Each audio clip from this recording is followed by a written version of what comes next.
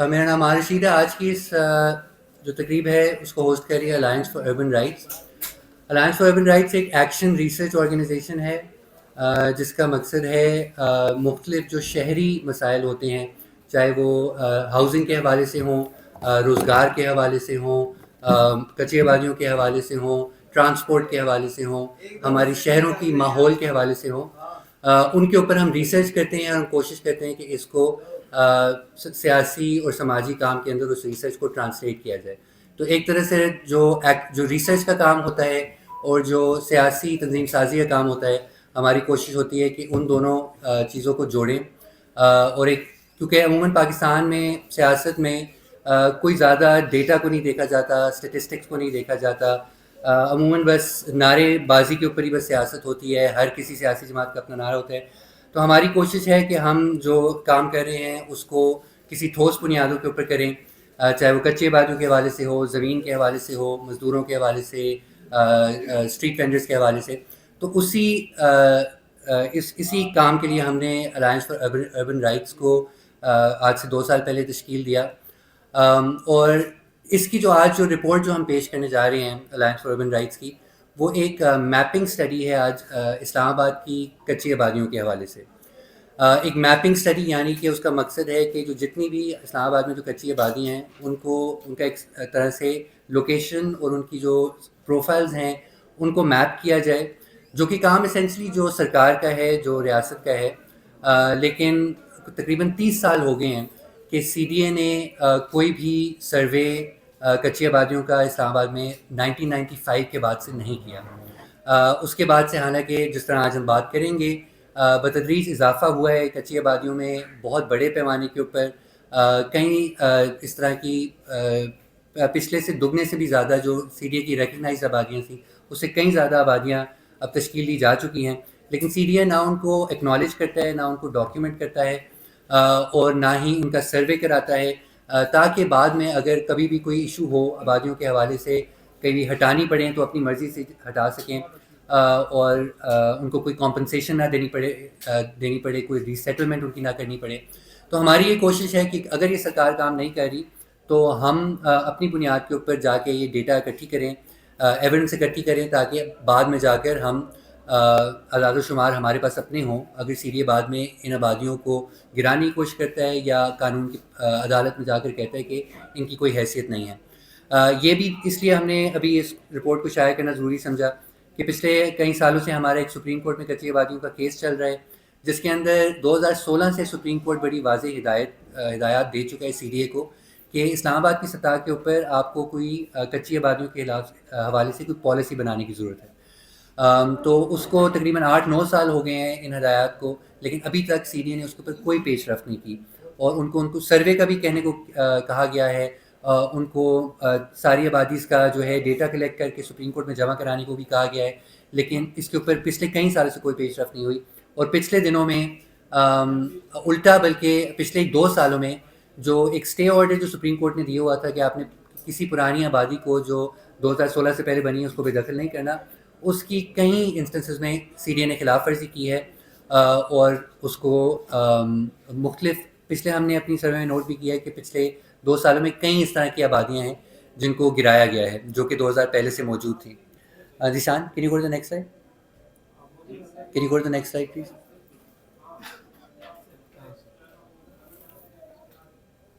بس right button دبانا ہوتا ہے.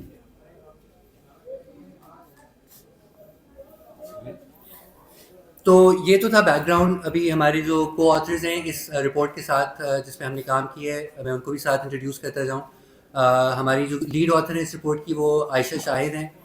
وہ یارک یونیورسٹی میں پی ایچ ڈی کر رہی ہیں اور الائنس فار اربن رائٹس کی وہ ٹیم لیڈ ہیں سٹیز اور ٹرانسپورٹ کے ایشو پہ. ساتھ ہمارے پاس ہیں صوبیہ احمد کاکر جو کہ ایک پروفیسر ہیں ایس ایکس یونیورسٹی سے، اور الائنس فار اربن رائٹس میں ہمارے ساتھ ایک ریسرچ سپورٹ کے طور پہ کام کرتی ہیں. اس کے ساتھ ہمارے ساتھ، جس طرح میں نے پہلے ان کا انٹروڈکشن کرائی، دانیال عادل خان موجود ہیں جو کہ اربن گورننس کے اسپیشلسٹ ہیں اور واٹر اور لوکل گورنمنٹ کے ایشوز کے اوپر ریسرچ کرتے ہیں. ساتھ ہمارے ساتھ موجود ہیں ڈاکٹر عاصم سجاد اختر جو کہ قائد اعظم یونیورسٹی میں پروفیسر بھی ہیں، اور آج سے پچھلے 25 سال سے جو ہیں اسلام آباد میں کچی آبادیوں کے حقوق کے لیے کام کر رہے ہیں. اور کچی آبادی الائنس کو تشکیل کیا انہوں نے آج سے کئی سال پہلے، اور عوامی ورکرز پارٹی کے ساتھ بھی جو سپریم کورٹ میں جو کچی آبادیوں کے حوالے سے کیس ہے اس کے اندر پٹیشنر ہیں. اور ساتھ میں ہمارے ساتھ موجود ہیں سیما باجی جو کہ G11 کچی آبادی عوامی بستی سے میں رہائش پذیر ہیں اور کچی آبادی الائنس کی ممبر بھی ہیں. تو میں بریفلی آج کی جو ریسرچ شائع کرنے سے پہلے تھوڑی سی ایک ٹائم لائن آپ کو ہم دینا چاہیں گے کہ کیا کانٹیکس رہا ہے اسلام آباد میں کچی آبادیوں کا. تقریباً 1960s میں اسلام آباد میں یہ بننا شروع ہوئی تھیں. G8 مسلم کالونی راول ڈیم میں سب سے پہلے جو اسلام آباد کو بنانے کے لیے لیبر کیمپس چاہیے تھے وہ بنے. ان کو آہستہ آہستہ جو ہے CDA نے کوشش کی 1970s اور 80s میں کہ ان کے لیے جو ادھر خاص کر جو حکومتی امپلائیز ہیں ان کے لیے کوارٹرز بنائے جائیں، جو کہ G7 میں F6 میں G6 میں جو ہے بنانے کا سلسلہ شروع کیا گیا، اور ایک F9 پارک میں بھی اس وقت بہت سارے لوگوں کو منتقل کیا گیا. وہ آہستہ آہستہ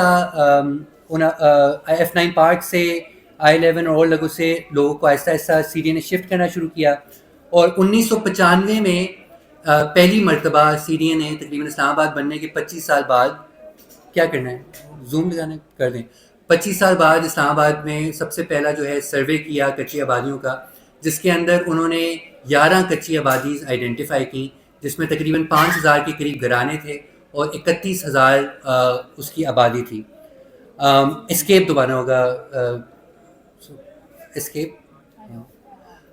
سو 1995 میں CDA نے پہلا اس طرح کا سروے کیا، اور اس میں سے انہوں نے جو ہے 10 آبادیوں کو ریکگنائز کیا، جن میں سے انہوں نے کہا کہ 6 کو اپ گریڈ کیا جائے گا اور 4 کو جو ہے ری سیٹل کیا جائے گا.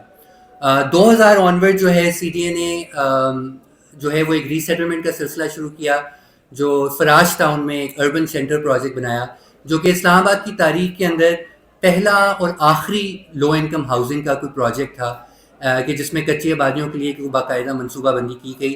جو 2021 سے 2024 کے دوران اس پروجیکٹ کو بنانے کی کوشش کی، اور مسلم کالونی سے اور I-10 کی آبادی سے، ڈھوک نجو سے، حق باہو سے مختلف لوگوں کو وہاں پر سیٹل کیا گیا. اس کے باوجود کیونکہ وہ اتنا دور تھا، وہاں پر کوئی ٹرانسپورٹ کے لنکیجز نہیں تھے، تو بہت ساری آبادی انہیں آبادیوں کی فراش ٹاؤن پہ نہیں گئی، اور بہت سارے لوگ ابھی تک وہیں پہ رہائش پذیر ہیں جن آبادیوں کی ہم پہلے بات کر رہے تھے. نیکسٹ سلائڈ اگر دکھا سکتے ہیں while we're waiting for the. اس کے بعد 2000 اگر وہ والی سلائڈ جو ٹائم لائن والی پہ واپس چلے جائیں. اس کے بعد جو ہے 2014 کے اندر جو ہے ایک بڑے پیمانے کے اوپر نون لیگ کی حکومت کے دوران کچی آبادیوں کے خلاف ایک آپریشن لانچ کیا گیا. مختلف آبادیوں میں مختلف گھر مسمار کیے گئے. اس کے اندر ساتھ ساتھ ہائی کورٹ میں شوکت صدیقی صاحب اس وقت جج ہوتے تھے، ان کے احکامات بھی تھے کہ آبادیوں کو جو ہے ختم کیا جائے اسلام آباد میں. حالانکہ بہت سارے ایسے پرانی پالیسیز موجود تھیں. 2021 کی ہاؤسنگ پالیسی موجود تھی جس میں لکھا تھا کہ آپ آبادیوں کو بغیر متبادل دیے مسمار نہیں کر سکتے، 2001 کی جو ہاؤسنگ پالیسی تھی. لیکن بہرحال اس کو نہیں سنا گیا، اور 2015 کے اندر جولائی میں ایک اسلام آباد کی سب سے بڑی آبادیوں میں سے ایک I-11 کچی آبادی کو مسمار کر دیا گیا، اور 20,000 لوگوں سے زیادہ کو اس وقت ہی ان کے گھر تباہ کر دیے گئے. اس کے بعد ہم نے سپریم کورٹ کے اندر ایک کانسٹیٹیوشنل پٹیشن کی رائٹ ٹو ہاؤسنگ کے اوپر، جس کو سنتے ہوئے سپریم کورٹ پاکستان نے ایک حکم امتناع جاری کیا کچی آبادیوں کی بے دخلی کے خلاف، اور انہوں نے کہا کہ مزید کوئی بے دخلیاں نہیں ہونی چاہیے جو ایگزسٹنگ کچی آبادیاں کی ہیں، اور ان کے جو جتنی بھی آبادیاں ہیں ان کے لیے کوئی ایک پالیسی بنانے کی ضرورت ہے. CDA کو ایک دور رس پالیسی کو لانے کی ضرورت ہے. اس بات کو 8 سال گزر چکے ہیں. وہ اسٹے آرڈر تو ابھی تک ایک طرح سے قائم ہے، اور زیادہ تر جو کم از کم جو زون 1 میں آبادیاں ہیں وہ ابھی تک زیادہ تر ادھر ہی موجود ہیں. لیکن CDA اس اسٹے آرڈر کی ابھی بھی خلاف ورزیاں کرتا رہتا ہے. پچھلے دنوں میں بھی آج سے 2 ہفتے پہلے مہر آبادی میں آ کے انہوں نے کئی سارے گھر گرائے. پچھلے 2 سالوں میں تقریباً 10 کے قریب اسی طرح کی چھوٹی آبادیوں کو مختلف علاقوں میں اندر مسمار کیا جا چکا ہے. 10 اس طرح کی آبادیاں ہیں جن کو ابھی بھی نوٹسز آ رہے ہیں خالی کرنے کے. تو یہ ایک طرح سے سلسلہ جاری ہے سپریم کورٹ کے آرڈرز کے باوجود. تو آج کی ہم اسی لیے، اور اس کے ساتھ ساتھ CDA نے کوئی بھی پیش رفت نہیں کی کوئی سروے کرنے پہ یا کسی بھی آبادی کے حوالے سے. कोई भी रेगुलराइजेशन का प्रोग्राम करने से.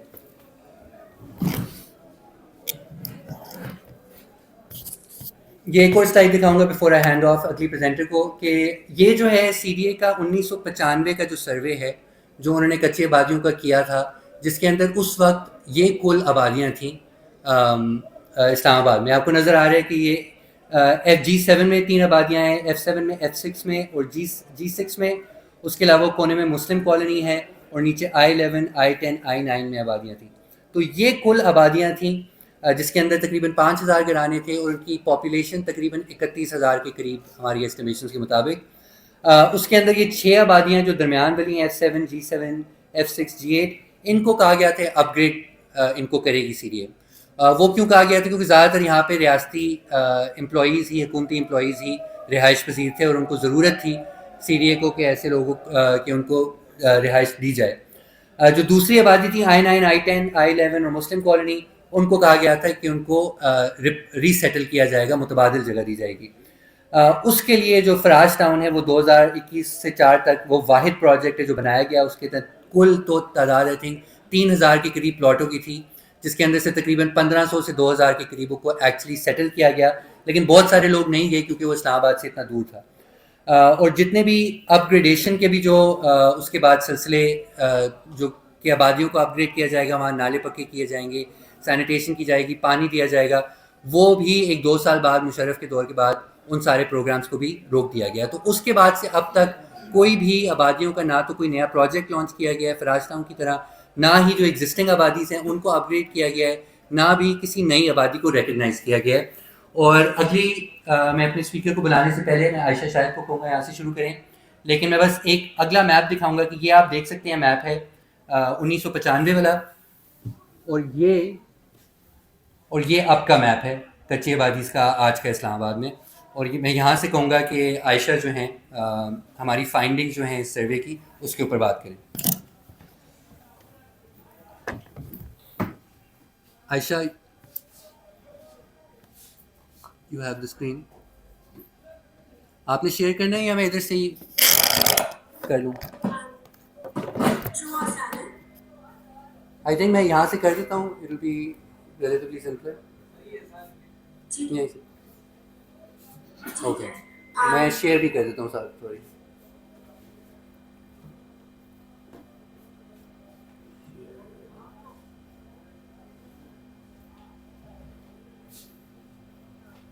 नजर आ रहा है आपको?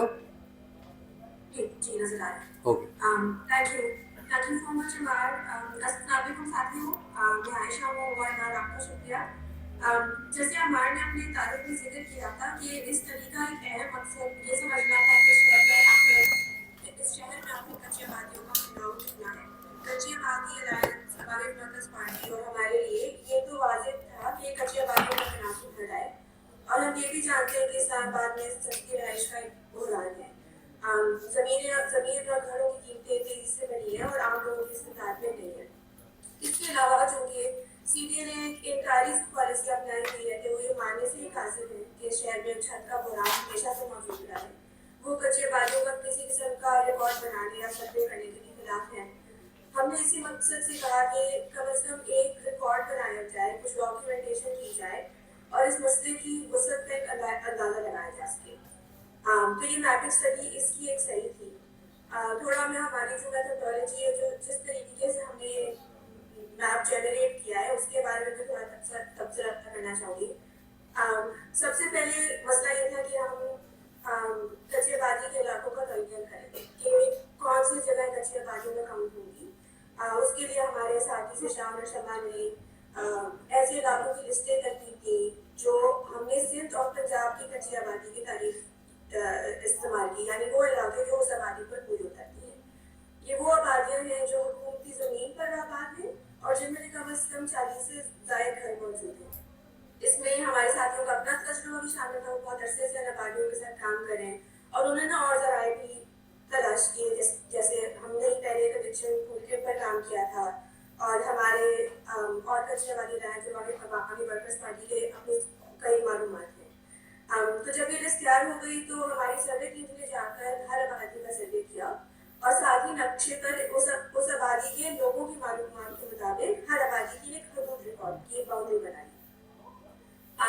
تو اس طرح ہمارے پاس کل کوئی 39 آبادیاں 39 آبادیاں اور 2 افغان UNHCR کیمپس تھیں، ان کی معلومات جمع ہوئی.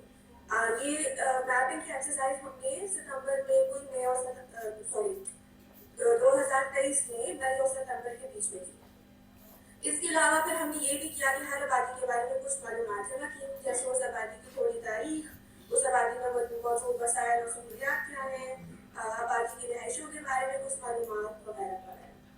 اس ساری کاغذ کے بعد اب ہم کچھ یقین سے اسلام آباد میں کچھ آبادیوں کے بارے میں کچھ دعوے کر سکتے ہیں.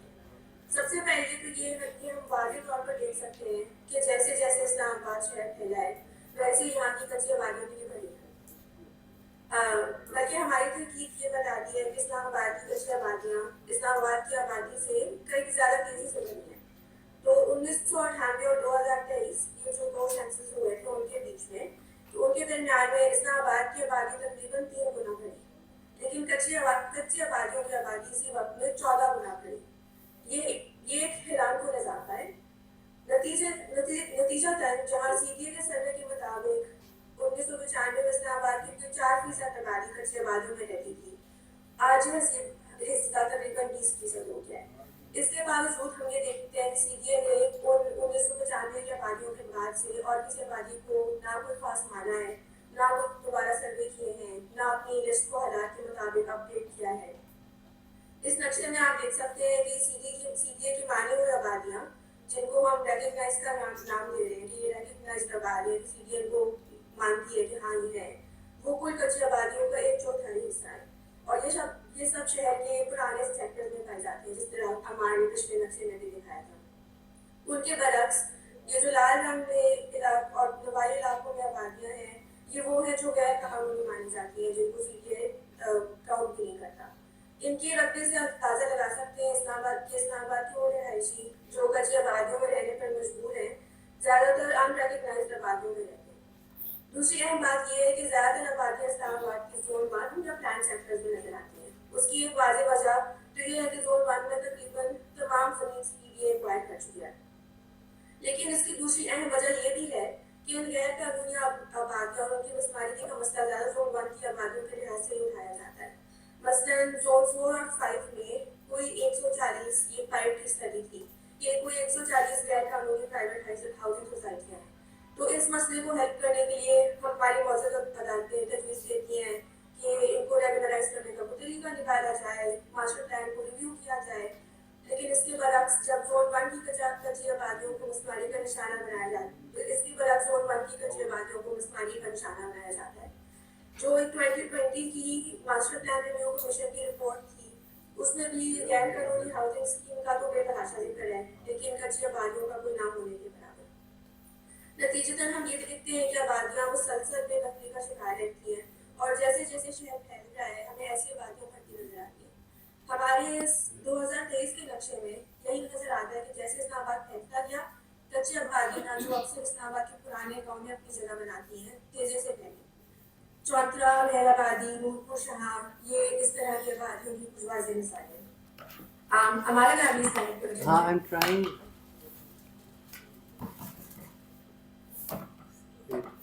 ہاں ہو گیا.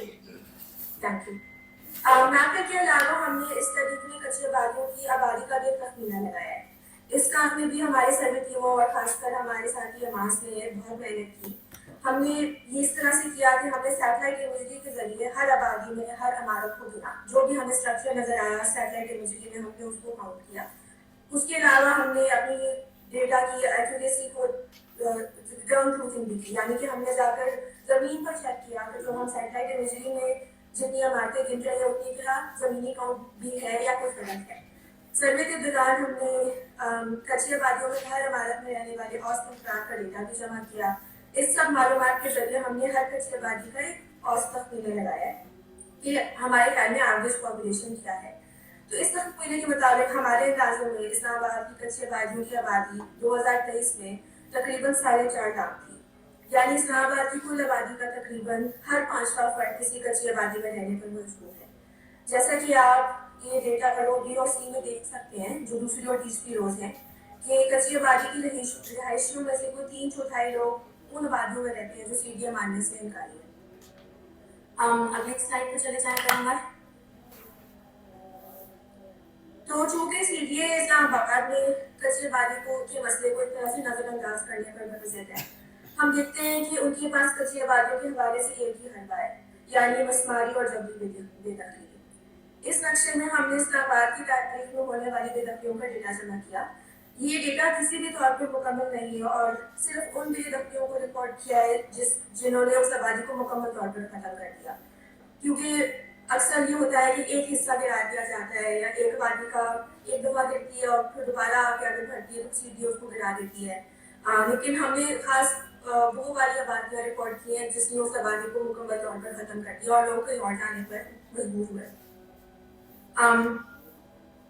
اس نقشے سے ہم یہ دلیل دینا چاہتے ہیں کہ اسلام آباد میں جب بھی بے دخلیاں یا کچی آبادیوں کی مسماریاں کوئی انہونی سانیہ نہیں ہے بلکہ یہ کہ یہ اسلام آباد کے ڈیولپمنٹ کا ایک جزوی حصہ ہے اور اس شہر کی تاریخ پر ایک سیاہ دھبا ہے. یہ مسئلہ اسی دن پیدا ہو گیا تھا جب شہر کی پہلی اینٹ رکھی گئی تھی چونکہ شروع سے فیصلہ ساز اس کے خلاف تھے کہ اسلام آباد میں مزدوروں کے ٹھکانے کا بندوبست کیا جائے. اس کے اوپر کافی تاریخ موجود ہے اور میں اس میں ابھی نہیں جاؤں گی لیکن جانے والی بات یہ ہے کہ پہلے دن سے فیصلہ سازوں نے 2 فیصلے کیے. ایک تو یہ کہ اسلام آباد میں مزدوروں کے لیے کوئی سرکاری پلان نہیں بنایا جائے گا اور دوسرا یہ کہ اسلام آباد یہاں کے سرکاری اہلکاروں کا شہر ہوگا.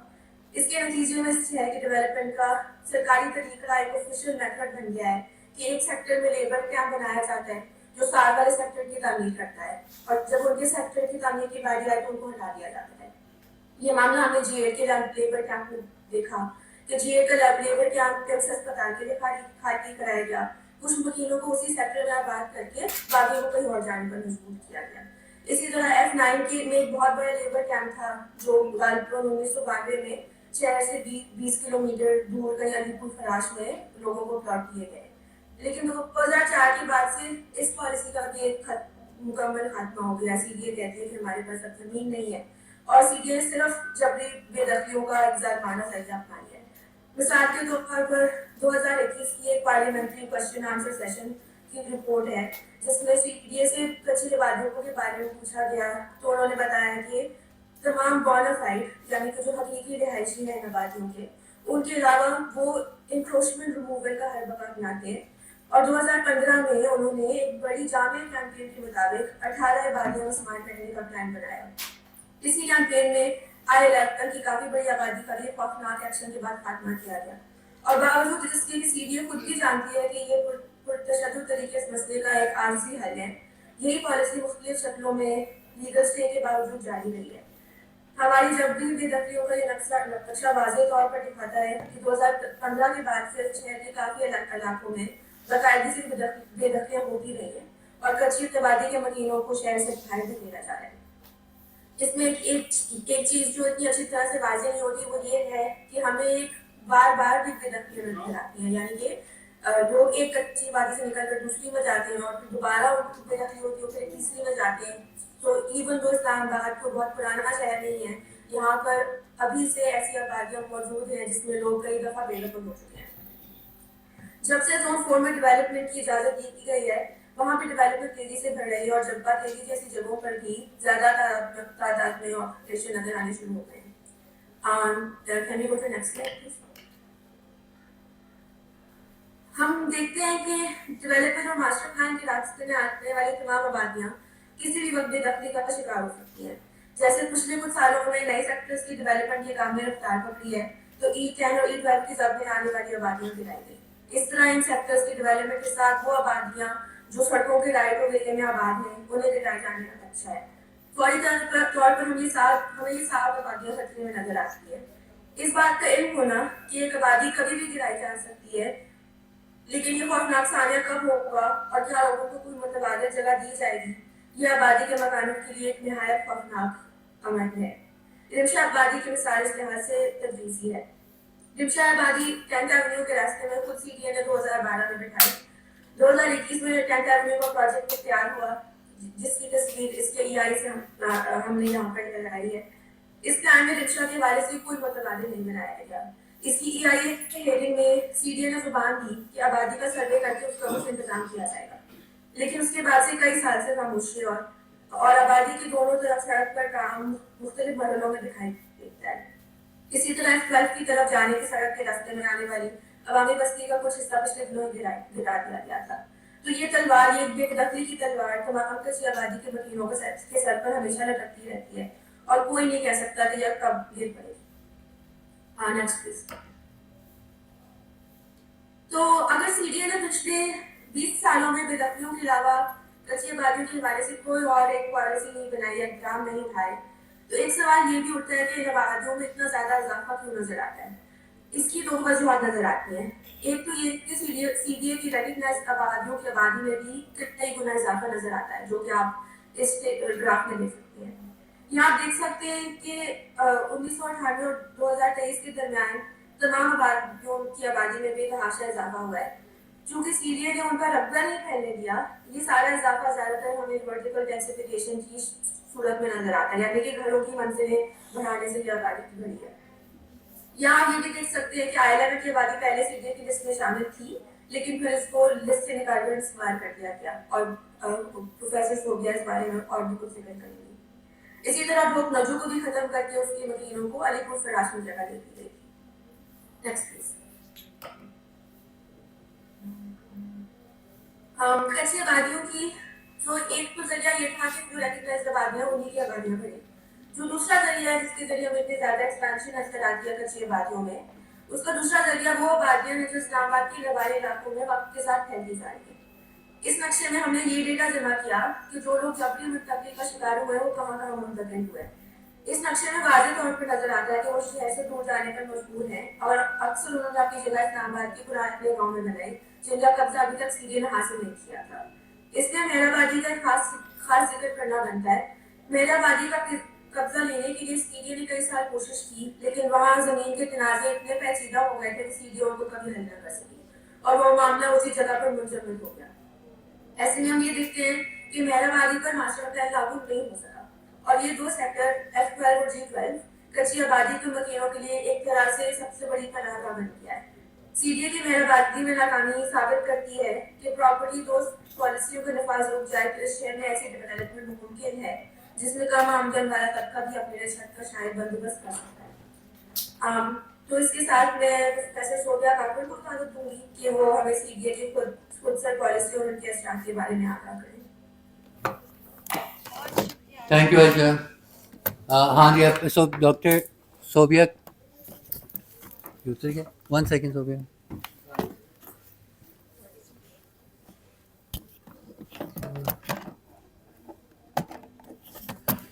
ہاں جی، میں ڈاکٹر صوبیا احمد کاکر جو کہ پروفیسر ہیں ایسیکس یونیورسٹی میں، اور اس پروجیکٹ کے اندر انہوں نے فیلڈ ورک کے لیے بہت ہمیں سپورٹ بھی کیا اور اس رپورٹ کی کو آتھر میں. صوبیا آپ کی. بہت شکریہ عمار اور عائشہ، اور خاص طور پہ آپ سب ساتھیوں کا جو کہ رمضان میں روزے دن آئے ہوئے ہیں، یہاں پہ اس تقریب میں شامل ہوئے ہوئے ہیں، اور ہمیں بہت خوشی ہے اپنا کام آپ سے شیئر کرنے کا. میں شروع کروں گی تھوڑی معذرت کر کے کہ میری اردو تھوڑی گلابی ہے، تو پلیز آپ اس کو ایکسکیوز کیجیے گا. میں کوشش کروں گی کہ جس طرح بول سکوں، جتنا بہتر بول سکوں بولوں گی، مگر شاید کچھ انگریزی کے لفظ بھی درمیان میں پہنچ جاؤ. تو عائشہ نے بہت اچھا ہمیں ایک اوور ویو دیا، ایک ہمیں فائنڈنگز آپ کی ہمارے شیئر کی آپ کے ساتھ، جو کہ ہمیں ایک تصویر دکھاتی ہیں کہ اسلام آباد میں ہو کیا رہا ہے، کچی آبادیوں کے حوالے سے کیسے بڑھ رہی ہیں، کس طرح سے ڈسٹریبیوٹ ہو رہی ہیں شہر کے اوپر، اور ان کے اندر کیا کیا مطلب ماسٹر پلان کس طرح لاگو ہونے کی وجہ سے اس طرح سے ان کی شیئر کی گئی ہے. میں بات کرنا چاہوں گی ان کی سیاست کے اوپر تھوڑا سا، اور خاص طور پہ اس رپورٹ کی اہمیت کے اوپر. سب سے پہلا پوائنٹ میرا یہ ہے کہ علم سیاست کی بنیاد ہے، اس کا ایک بنیادی حصہ ہے، اور سیاست بھی علم کے اوپر کرتی ہے. تو سب سے پہلی کتاب جب ہمیں نظر آئی اس رپورٹ لکھتے ہوئے اور بناتے ہوئے، وہ یہ تھی کہ CDA کچی آبادیوں کے وجود اور ان کے پھیلاؤ کا حقیقت کا انکار کرتا ہے. وہ ذرا بھی اکنالج نہیں کرتا کہ کہیں بھی کسی ناطق میں، کسی اسٹڈی کے اندر، کسی رپورٹ میں اسلام آباد میں کچی آبادیوں کی اتنی حد ہے، اور ان آبادیوں کے اندر اس قدر مطلب پاپولیشن ہے، اتنے رہائشی ہیں ان آبادیوں کے. تو یہ ایک CDA کا سیاسی نظریہ ہے، کیونکہ ان آبادیوں کے اوپر علم رکھنے سے اور ان کو تسلیم کرنے سے CDL کو عمل کرنا ہوگا، کچھ نہ کچھ حل نکالنا ہوگا.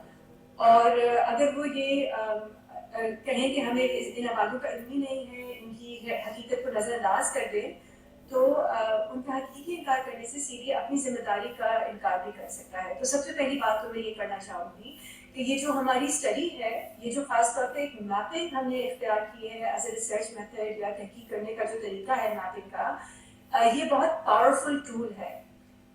اس کے اوپر یہ بہت قوت رکھتا ہے اور اسی لیے یہ ہماری رپورٹ کا ایک اہم حصہ ہے. یہ نقشے جو ہیں یہ صرف کاغذ پہ نہیں بنے، مگر یہ اسلام آباد کی محنت کش اور مزدور رہائشوں کا اس شہر پہ حقیقی اور یقینی حق بنانے کی قوت بھی رکھتا ہے. تو ان نقشوں کے ساتھ ساتھ ہم نے آبادی کی پروفائلز بھی جمع کی ہیں، جن سے ہمیں ان آبادی کی رہائشوں کے روزمرہ کے مسائل اور ان کی پروفائل کی جمع کرنے کا ایک مطلب ایک سبب بن سکتا ہے، جس کے اوپر ہم آگے بات کریں گے. میں ابھی آگے بات کروں گی، مگر سب سے اہم بات یہ ہے کہ یہ جو میتھڈز ہیں، کیونکہ ہم نے آبادی والوں کے ساتھ مل کے بنائے، یہ انہوں نے ان کو امپاور بھی کیا ہے. تو ایک طرح سے ان کو اپنی کہانی خود لکھنے کی بے اختیاری کا احساس دلاتے ہوئے وہ اپنا حق اس شہر کے اوپر بھی آگے بڑھ کے جمع کر سکیں گے یا اس کے لیے لڑائی کر سکیں گے. تو اب اگلی سلائڈ پہ جاتے ہیں. اس پہ بھی میں بات کرنا چاہوں گی کہ یہ جو کچی آبادیاں ہیں، اب تک آپ کو جو سائڈ پہ ٹیبل نظر آ رہا ہے، یہ ٹیبل ہے 1995 کا، جہاں پہ کچی آبادیاں جو کہ CDA نے تسلیم کی تھیں، یہ 11 آبادیاں تھیں.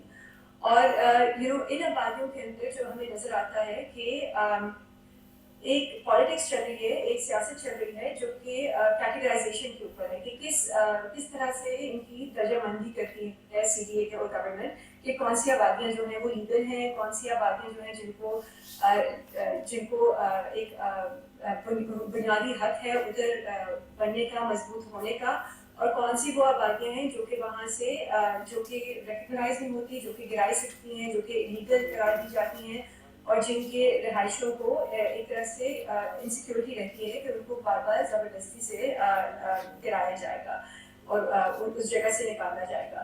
تو ہم یہ کہنا چاہ رہے ہیں کہ یہ جو اسپیکٹرم ہے لیگل اور انلیگل یا سیکیورٹی اور انسیکیورٹی کا ان کے رہائشوں کا، یہ ایک صرف کیٹیگری نہیں ہے، مگر یہ ایک لائن کے اوپر چلتا ہے، ایک اسپیکٹرم ہے.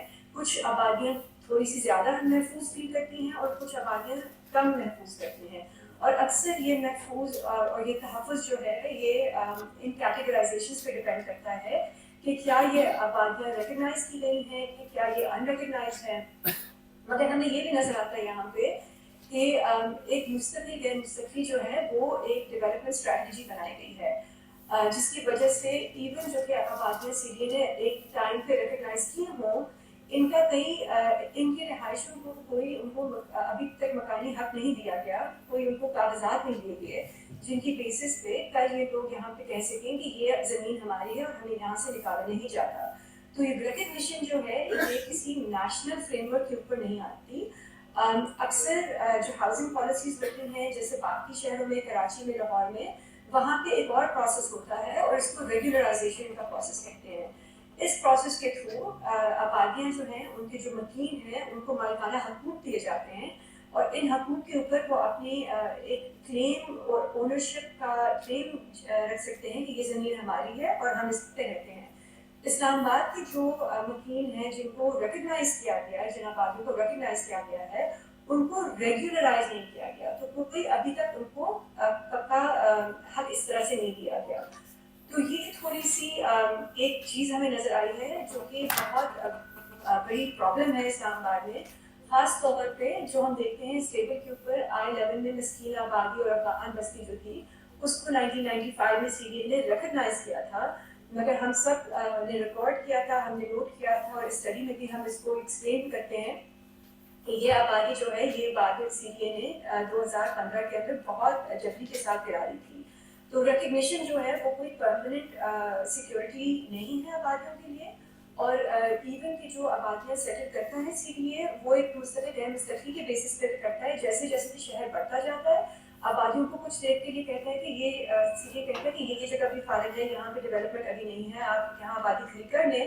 और फिर 10-15 साल बाद जब उस पॉइंट पे डेवलपमेंट आ जाती है तो उन आबादियों को गिरा के वहीं के मकीनों को कहीं और सेटल कर दिया जाता है। और ये सब सीरिया के कहने पर उनकी एडवाइस पे होता है। तो हम आगे चलते हैं। ये अगली स्लाइड के अंदर हमें नजर आता है कि जो कच्चिया बागियाँ हैं वहाँ पे अक्सर आपको बहुत ज़्यादा इंफ्रास्ट्रक्चर जो है कहते हैं वहाँ पे आपको इतना ज़बरदस्त इंफ्रास्ट्रक्चर नज़र नहीं आता।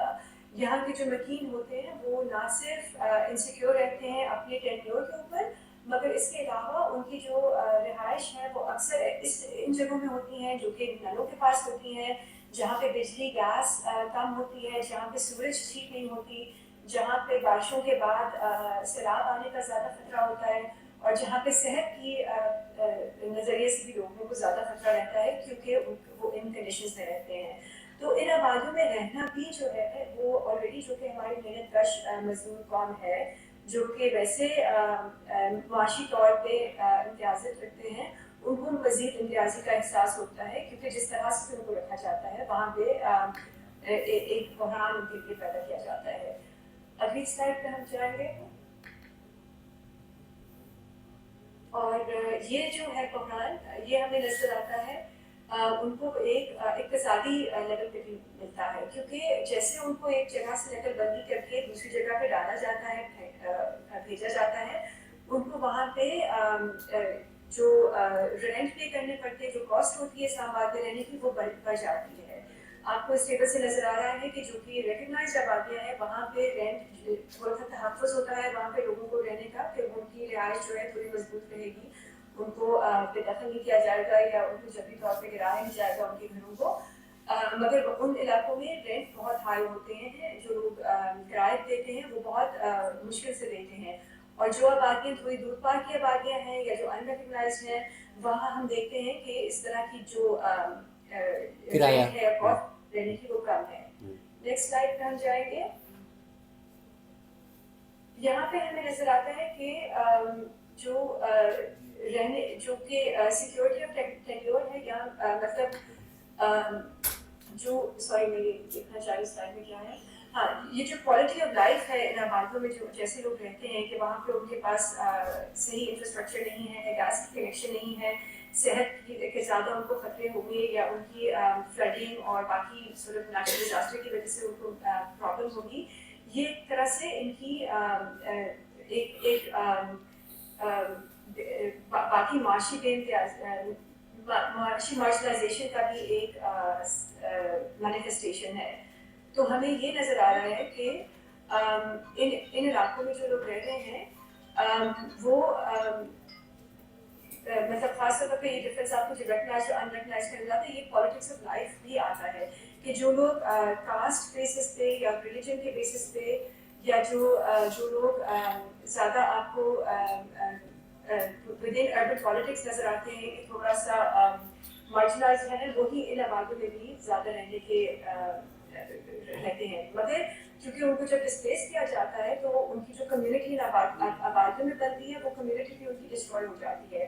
तो ऑलरेडी ये लोग चूँकि एक आबादी में रह के एक दूसरे का सहारा बन सकते हैं, जब इनको इन आबादियों से निकाला जाता है, एक तो ये सहारे का सबब उनका टूट जाता है और उसके अलावा उनको फिर कहीं और रहने की और रिहाइश लेने की भी इजाज़त नहीं दी जाती। तो ये जो सबसे मजलूम तबका है वो और भी उनके ऊपर और भी जुल्म होता है। और ये हमें नज़र आता है कि जो हमने देखा है कि सबसे ज़्यादा जो जब कौमी सलामियत का बहरान आता है तो तब इस तरह की बेदखलियाँ जो है वो बढ़ जाती हैं। हमने यहाँ पे इस मैप के लिए दिखाया है ये पश्तून और अफगान आबादियों की तरफ से। हमने अपनी मैपिंग के अंदर रिकॉर्ड तो ज़रूर किए हैं जो कि अफगान कैंप्स कराए गए हैं, मगर हम क्लियरली कहते हैं कि ये कैंप्स एक अलग किस्म की सेटलमेंट है और कच्ची आबादियाँ एक अलग किस्म की सेटलमेंट है। तो हमने कैंप्स को कच्ची आबादियों की पॉपुलेशन और काउंट में नहीं काटा, नहीं गिना। हमने मतलब ये ज़रूर समझा है कि अक्सर जब अफगान कौमों के ऊपर कौम की सलामती की वजह से उनको नकल मकानी उनकी पाकिस्तान से बेदखल किया जाता है या उनको उनकी आबादी को गिराया जाता है, उसी टाइम पे पश्तून पॉपुलेशन को भी इस्लामाबाद के अंदर बेदखल किया जाता है। और इस तरह की बेदखली जो है वो रियासत जान के भी करती है एक तरीके से, ताकि वो पॉपुलेशन के दरमियान तफरीक पैदा कर सके और रियासत के उस वक्त सियासी मतलब एक पॉलिटिकल ताकत दिखाते हुए ये काम करती है कि आबादी के मुख्तलिफ ग्रोहों के साथ तफरीक पैदा करने के लिए करती है। उन डिफरेंट लोगों के साथ अलहदा मुज़ाकरात करेगी, बेशक वो क्रिश्चियन हो, पश्तून हो, अफगान हो, पंजाबी हो, ताकि जो कि लोग पहले इकट्ठे होकर आपस में अपनी पॉलिटिक्स की सियासत जमा कर सकते हैं, उन लोगों को बिखेर दिया जाए। तो सीरिया जो होती है ये अपॉर्चुनिटी इस्तेमाल करती है लोगों को डिस्प्लेस करने के लिए, और ये हमने I-11 के अंदर भी देखा था। अभी हम मतलब मैं अपनी आपकी स्लाइड पे आऊँगी, इसके बाद मैं थोड़ा सा एक्सप्लेन करूँगी कि ये हाउसिंग क्राइसिस जो है इस्लामाबाद में थोड़ी सी कंस्ट्रक्टेड प्रॉब्लम है। थोड़ा सा समराइज करूँगी कि कच्ची आबादियों का जो वजूद है वो मास्टर प्लान के साथ बहुत गहरी तरह से जुड़ा है। ये कच्ची आबादियाँ बनी ही इस वजह से थी क्योंकि मास्टर प्लान में मेहनत कश लोगों की रिहाइश का बंदोबस्त नहीं किया गया था, और जैसे जैसे इस्लामाबाद की डेवलपमेंट होती रही, CDA ने कच्ची आबादियों को हटा के उनकी रिहाइशों को उन जगह में सेटल कर दिया जहाँ डेवलपमेंट बाद में हुई थी। तो जब भी बेदखली भी मास्टर प्लान के नाम की ही हो रही है, जैसे ही मास्टर प्लान की डेवलपमेंट नई एक सतह पे आती है, उस टाइम पे जब भी बेदखली CDA करना शुरू कर देता है। और इसके साथ हम देखते हैं कि वो लोग जो सबसे ज़्यादा गैर महफूज हैं मजहबी और माशी तौर पे, उनकी आबादी सबसे ज़्यादा मुतासर होती हैं, जैसे कि अफगान हो गए, पश्तून हो गए और हमारी क्रिश्चियन बरादरी हो गई।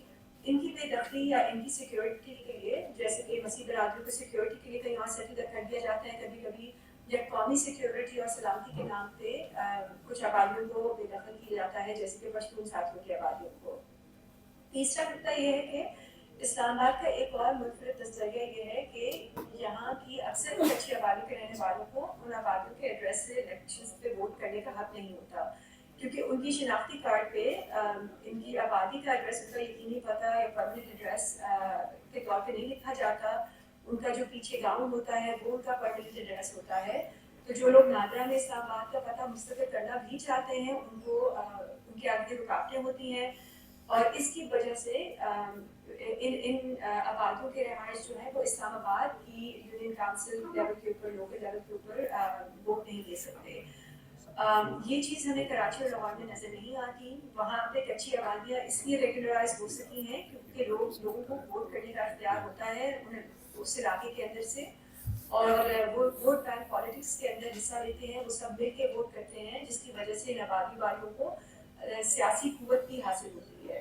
तो ये मंजिल हमें इस्लामाबाद में नज़र नहीं आता, इसीलिए ये पॉलिटिक्स खेल सकती है रेगुलराइजेशन करने की बजाय रिकग्नाइज करने की आबादियों को, उनको थोड़ी देर के लिए कोई सिक्योरिटी दे देती है, मगर ये सिक्योरिटी प्रॉब्लमेटिक है। इस पर हम ज़रूर अपनी रिपोर्ट के अंदर हाईलाइट करते हैं इस पॉइंट को, और हमें ज़रूर एक्शन लेना है। और चौथी बात ये है कि और आखिरी बात ये है कि इस्लामाबाद की ज़मीन जो है इक्तिसादी कदर यानी वैल्यू क्रिएशन की तख्लीक करती है। इस इक्तिसादी कदर का फ़ायदा CDA, प्राइवेट लैंड ओनर्स और कदीमी ज़मींदारों को होता है, और वो ज़मीन बेच के मुनाफा कमाते हैं। ये मुनाफा ज़ाहिर बात है हमेशा की तरह मेहनत कश मजदूर और इम्तियाज़ी की उसको मज़ीद मार्जिनाइज करता है, उनको नज़रअंदाज करता है, और इसकी वजह से भी अभी तक इस्लामाबाद के अंदर कच्ची आबादी का परमानेंट हल नहीं निकला। इसीलिए अभी तक इसीलिए कच्ची आबादियों को रेगुलराइज नहीं करना चाहिए, ताकि वो इनको इनको जगह से खाली करके ज़मीन से मुनाफा खुद भी कमा सके या पावरफुल लैंड ओनर्स को भी मुनाफे का हक दे। तो मैं यहाँ पे रुकूंगी और आगे मैं अमार को इन्वाइट करूँगी कि वो हमारे कंक्लूडेड रिमार्क्स को शेयर करें आपके साथ। बहुत बहुत शुक्रिया सोबिया। हम अपनी रिकमेंडेशंस की तरफ आएंगे, लेकिन मैं उससे चाहूँगा कि पहले हम थोड़ी सी डिस्कशन कर लें। हमारे साथ कुछ पैनलिस्ट मौजूद हैं जिनके साथ हमने रिपोर्ट शेयर भी की। सबसे पहले मैं जाना चाहूँगा दानियाल आलम खान की तरफ, जो कि गवर्नेंस के ऊपर और पानी के ऊपर और लोकल गवर्नमेंट्स के ऊपर उनकी रिसर्च भी है, काम भी है, लिखते भी हैं डॉन के अंदर। तो मैं उनसे कहूँगा कि इस इशू के ऊपर अपने ख्यालात का इज़हार करें और कि गवर्नेंस के एंगल से उन्हें क्या लगता है कि कहाँ कच्ची बालियों के हवाले से मसले खड़े होते हैं और कहाँ कहाँ हम सॉल्यूशंस तलाश कर सकते हैं फ्रॉम अ गवर्नेंस पर्सपेक्टिव। सो दानियाल आदम खान।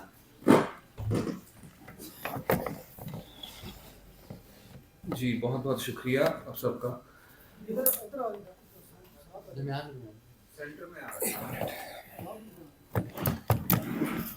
किसी का माइक गिर गया है जी।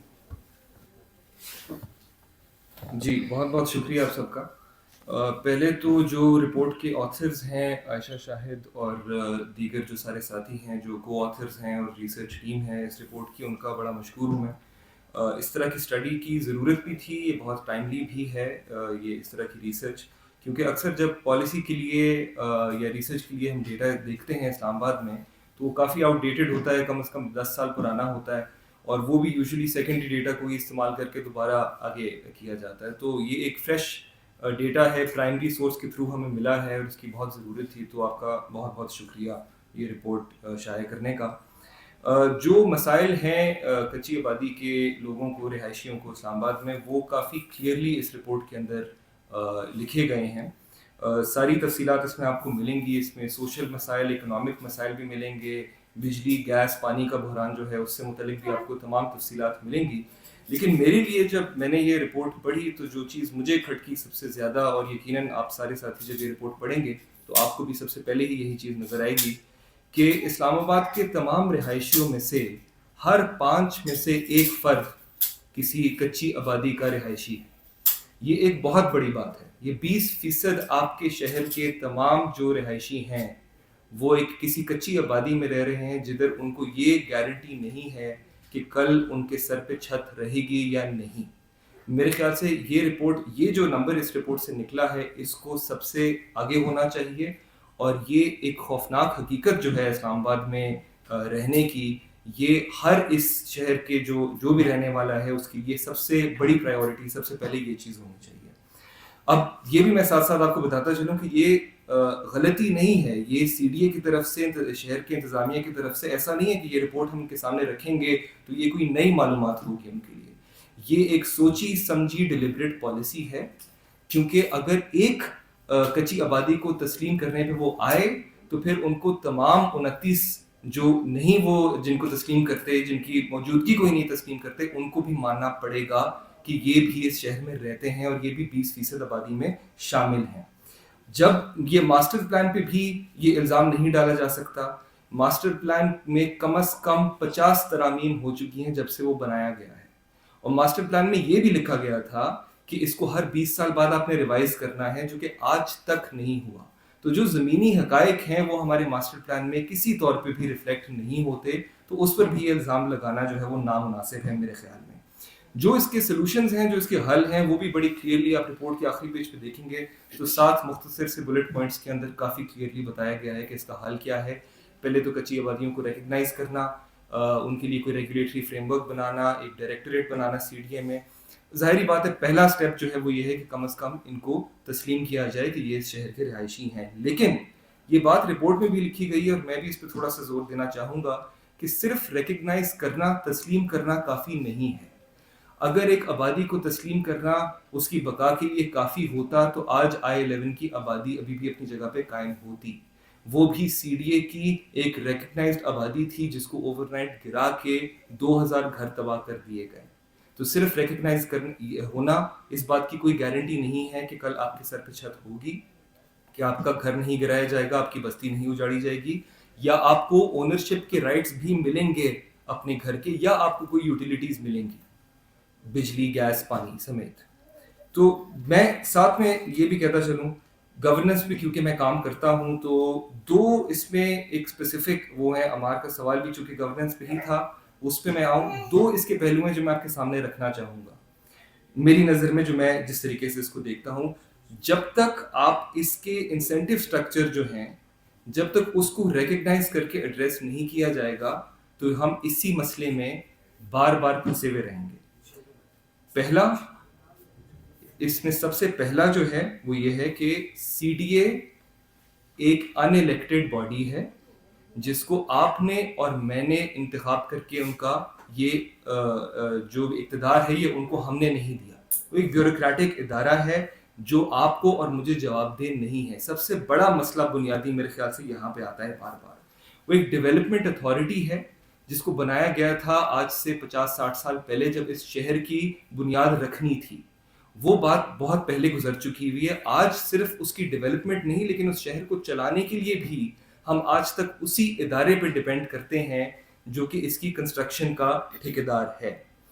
یہ کام جب تک ایک خود مختار، ایک ریپرزینٹیٹیو، ایک ڈیموکریٹکلی الیکٹڈ لوکل گورنمنٹ مقامی حکومت نہیں لے لیتی تب تک ہم اسی مسئلے میں بار بار پھنسے رہیں گے. اور وہ مقامی حکومت ان قوانین کے تحت نہ بنائی جائے جو کہ قوانین اس وقت پہ ایگزسٹ کرتے ہیں، کیونکہ ان قوانین کے مطابق جو مقامی حکومت بنی تھی وہ ہم دیکھ چکے ہیں، وہ ہم آزما چکے ہیں. ان کے پاس نہ کوئی فائنینشیل اتھارٹی ہوتی ہے، نہ پولیٹیکل ہوتی ہے، نہ ایڈمنسٹریٹو ہوتی ہے. ایک نئے مقامی حکومت کی قانون کی ضرورت ہے جو کہ خود مختار ہو اور جو کہ فائنینشیل ایڈمنسٹریٹو اتھارٹی اپنے ہاتھ میں رکھتی ہو. لیکن میں یہ بھی کہتا چلوں کہ ایک مقامی حکومت کا محض ہونا اس بات کی کوئی گارنٹی نہیں ہے کہ یہ مسائل دوبارہ کل آپ کے سامنے نہیں آئیں گے. لیکن ہم کم از کم یہ کہہ سکتے ہیں کہ ایک مقامی حکومت جب ہوتی ہے، ایک ناظم ہوتا ہے، یونین کاؤنسل کے لوگ ہوتے ہیں، ان کو 2 دفعہ کم از کم سوچنا پڑتا ہے اگر ایک گھر گرانے جائیں، اگر ایک بستی اجاڑنے جائیں کہ 20% میرا ووٹ بینک جو ہے وہ اس بستی میں رہ رہا ہے، اس طرح کی مزید جو کچی آبادیاں ہیں ان میں رہ رہا ہے. وہ 2 دفعہ سوچے گا ضرور. تو یہ میرے خیال سے نامناسب بات ہوگی کہ ہم ایک آمریت کے عالم میں رہتے ہوئے ہم جمہوریت کے اوپر تنقید کریں. میرے خیال سے جمہوری نظام کی طرف پہلے جایا جائے، پھر ہم دیکھیں کہ اس کے ساتھ کیا مسائل ہے اور اس وقت ان کے ساتھ نپٹیں. دوسری چیز جس پہ میں بات کرنا چاہوں گا کہ اس فائنینشیل انسینٹیو کو بھی بدلنا ہوگا جو کہ سسٹم میں ہے. اس وقت پہ زمین کی جو کموڈیفیکیشن ہے وہ اتنی بڑھ چکی ہے کہ اسلام آباد یا اس کے گرد و نواح میں اگر 1 فٹ کی جگہ بھی کہیں بچے تو اگر سی ڈی اے نہ جائے تو ڈی ایچ اے یا ملک ریاض یا علیم خان میں سے کوئی نہ کوئی وہاں پہ ہاؤسنگ سوسائٹی بنانے کو تیار ہو جائے گا. یہ اس وقت ہمارا جو پورا ملک کا، صرف اسلام آباد کا نہیں، جو پوری معیشت ہے وہ زمین کی اسپیکولیٹو جو ریئل اسٹیٹ مارکیٹ جیسے کہتے ہیں، جو کہ زمین کی خرید و فروخت کے ساتھ جڑی ہوئی ہے، جدھر پوری کی پوری ہاؤسنگ سوسائٹی اس لیے ڈیولپ کی جاتی ہے کہ ادھر پلاٹ بنائے جائیں گے اور پلاٹ بیچے جائیں گے اور منافع کمایا جائے گا. اس چیز کو، اس نظریے کو روکنا ہوگا. اور یہ پرائیویٹ سیکٹر میں تو ہوتا ہے، لیکن ایک سرکاری ادارہ، ایک پبلک سیکٹر آرگنائزیشن جو کہ سی ڈی اے ہے، اس کی بھی انسینٹیو یہی ہے کیونکہ اس کا جو بنیادی آمدنی کا جو ذریعہ ہے وہ اسی شہر کی زمین کو بیچنا ہے. اس بات کی مجھے کم از کم قطعی طور پہ کوئی لاجک نہیں سمجھ آتی کہ آپ نے شہر کی ٹھیکیداری ایک ایسے ادارے کو سونپی ہوئی ہے جس کے آمدنی کا ذریعہ اس شہر کی زمین بیچنا ہے. تو اس بات پہ میرے خیال سے تھوڑا سا اور غور ہونا چاہیے. جب تک یہ سلسلہ رہے گا نہ سی ڈی اے نہ کوئی مقامی حکومت جو ہے وہ کچھ بدل سکے گی، کیونکہ آپ کا فائنینشیل سسٹم جو ہے اس کے انسینٹیوز اتنے زیادہ اس میں میرے خیال سے انوالوڈ ہیں. مقامی حکومت دنیا بھر میں، ہر شہر میں، کسی بھی ملک میں آپ چلے جائیں، اپنے ٹیکس خود اکٹھے کرتی ہے، اپنے پیسے خود اکٹھے کرتی ہے پراپرٹی ٹیکس کے ذریعے. اسلام آباد میں پراپرٹی کی قیمتوں کو دیکھتے ہوئے آپ کو لگ رہا ہوگا کہ ہم دنیا کے شاید سب سے رئیس شہروں میں سے ہیں، لیکن اس میں ٹیکس کی کلیکشن اگر آپ دیکھیں تو وہ نہ ہونے کے برابر ہے.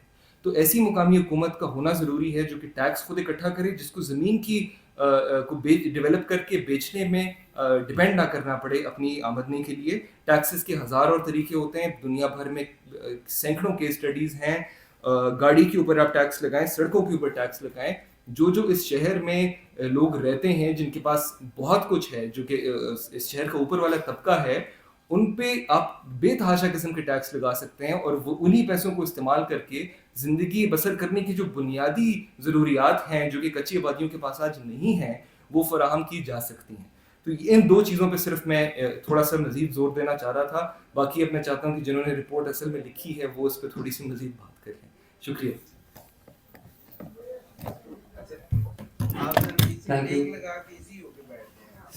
بہت بہت شکریہ ننیال، بہت بہت شکریہ آپ کی ڈیٹیل فیڈ بیک کا. اینڈ آئی تھنک بہت ٹھوس باتیں کی ہیں. ان کے اوپر اینڈ کے اندر ہم ریکمنڈیشن پہ واپس آئیں گے تاکہ ہم تھوڑی بات کر سکیں سولوشنس پہ. لیکن اس سے پہلے میں چاہ رہا تھا کہ ہم آن بورڈ لے کے آئیں سیما باجی کو، جو کہ G11 میں عوامی بستی کی رہائشی ہیں. ابھی تقریباً 2 ہفتے پہلے ہم انہی کے حوالے پہنچے ہوئے تھے، کیونکہ وہاں پہ سی ڈی اے نے آ کے تقریباً راتوں رات کوئی 50 کے قریب گھر جو ہیں مسمار کر دی، شاید اس سے بھی زیادہ، اور آ کر چلے گئے کہ یہاں پہ سڑک بننی ہے اور آپ کو پیچھے ہونے کی ضرورت ہے. اس سے پہلے یہ جی لیول میں رہ رہے تھے، وہاں سے بھی ان کو بے دخل کر کے جو ہے ان کو مہر آبادی آنے پر مجبور کیا گیا. تو میں سیدھا بھائی سے کہوں گا کہ وہ اپنے تجربے سے بتائیں کہ ان کا کس طرح کا، ان کو کس طرح کا رویہ نظر آتا ہے سرکار کی طرف سے، اور انہیں کیا لگتا ہے، ان کی کیا مطالبات ہیں ہماری حکومتوں کی طرف سے، سیریا کی طرف، وہ کیا چاہتی ہیں ان سے.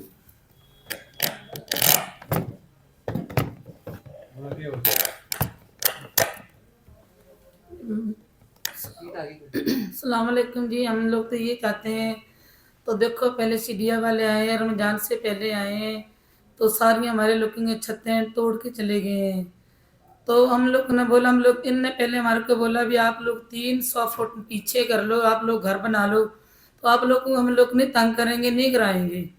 تو ہم نے 300 سے کم سے کم 4.5-5 فٹ ہم پیچھے ہیں روڈ سے. تو کہتے ہیں ہم نے ادھر سے روڈ بنانی ہے، کوئی روڈ نہیں بن رہی، کوئی مسجد نہیں ہو رہے ہیں. تو G11 4 میں ہم لوگ رہتے، ان نے یہ بولا تھا کہ ہم پارک بنانی ہے ادھر، ہم نے ادھر بوٹے لگانے ہیں، ہم نے یہ کرنا ہے، تو آپ لوگ ادھر سے چلے جائیں. تو ہم لوگ ادھر سے F11 میں آ گئے. تو F11 میں ہمارے پیچھے آ گئے. اس دن بھی آئے، بلڈوزر لے آئے، تو سب لوگوں کے گھر گرا کے چھتیں توڑ کے تو یہ لوگ آ گئے. ایک بچہ تھا جھگیاں والے کا، انہیں بلڈوزر کے آگے لے آیا، تو ان کے بالکل رونے پٹنے پڑ گئے. ہم نے تو بولا بچہ یہ مر چکا ہے. تو اس کو بچے کو دودھ پلایا ماں نے، تو دودھ نہیں پی رہے تھے، پانی ڈالے تو بچوں کو تھوڑا سا ہوش آیا. تو مقصد یہ ہے کہ ہم لوگ یہ کہ اتنے ہمارے غریبوں کے ساتھ زیادتی ہو رہی ہے، اتنا کچھ یہ لوگ کر رہے ہیں. دیکھو جو ہمارے گھر کے سامنے ہیں سیڈیا والے، ان کو کیا نہیں روک رہے ہیں، سب روڈیں انہوں نے بلاک کر دی ہمارے لوگوں کے لیے، بالکل نکلے نہیں دے رہے ہیں. تو ان کا حق بنتا ہے بھی روڈیں تو یہ کھولے ہمارے لیے، اتنا بھی نہیں کر سکتے ہیں. پانی تھا ہمارا، اسے سیڈیا والے آئے تھے، پانی بھی تار کے چلے گئے. تو ہم لوگ مسلمان ہیں، ہم کو کافر لوگ تھوڑے ہیں. تو ہم تو یہ کہہ رہے ہیں کہ ہمارے کو چھت دینے چاہیے، جدھر بھی جائیں چلو کوئی چیز بنے گی تو ہم لوگ چلے جائیں گے. تو یہ لوگ کہتے ہیں نہیں آپ لوگ جائیں. ابھی رمضان کے پیچھے ان لوگوں نے بولا کہ ابھی دیکھو ہم لوگ تمہاری یہ جھگیاں کرائیں گے. تو ہمیں یہ کہہ رہے سب مل کے ہماری، ہم تو مرگیاں نماز کو کہہ رہے ہیں کہ ہمارا کچھ نہ کچھ حق دے. چھت کا تو حق دینا، ہمارا کوئی چیز نہیں دیتی ہے. تو پھر کہتے ہیں ہمارے لوگ کو ووٹ دو، ووٹ دو. ہم لوگ کو غریب لوگ ووٹ بھی دے دیتے ہیں ان کو، ڈر کے مارے کے ہمارے چل جھگیاں بچ جائیں گے، تو جھگیاں بھی نہیں چھوڑتے یہ. تو جو لڑکیاں کام پر جاتے ہیں، لوگ گھروں میں کام کرتے ہیں، تو پولیس والے آتے ہیں تو پولیس والے پکڑ لیتے ہیں بھی آپ لوگ یہ بھیک مانگتے ہو، یہ کرتے ہو کرتے ہو. تو کہتے ہیں ہمارے کو رشوت دے دو. تو ہم رشوت کدھر سے لوگوں کو دیں؟ اپنے پیٹ بچوں کے پالیں کہ ہم ان کو کھلائیں. اس دن ہمارا لڑکا تھا موٹر سائیکل لے کے جا رہا، بیچارے سارے نئے کاغذات تھے، سب کچھ تھے، موجود تھے. ان کو پولیس والے نے بولا تو آپ 7,000 روپے ہمارے کو دے دیں تو ہم آپ لوگ کو چھوڑ دیں گے. تو ہم 7,000 ان کو دیں، اپنے بچوں کا کوئی خرچہ کریں.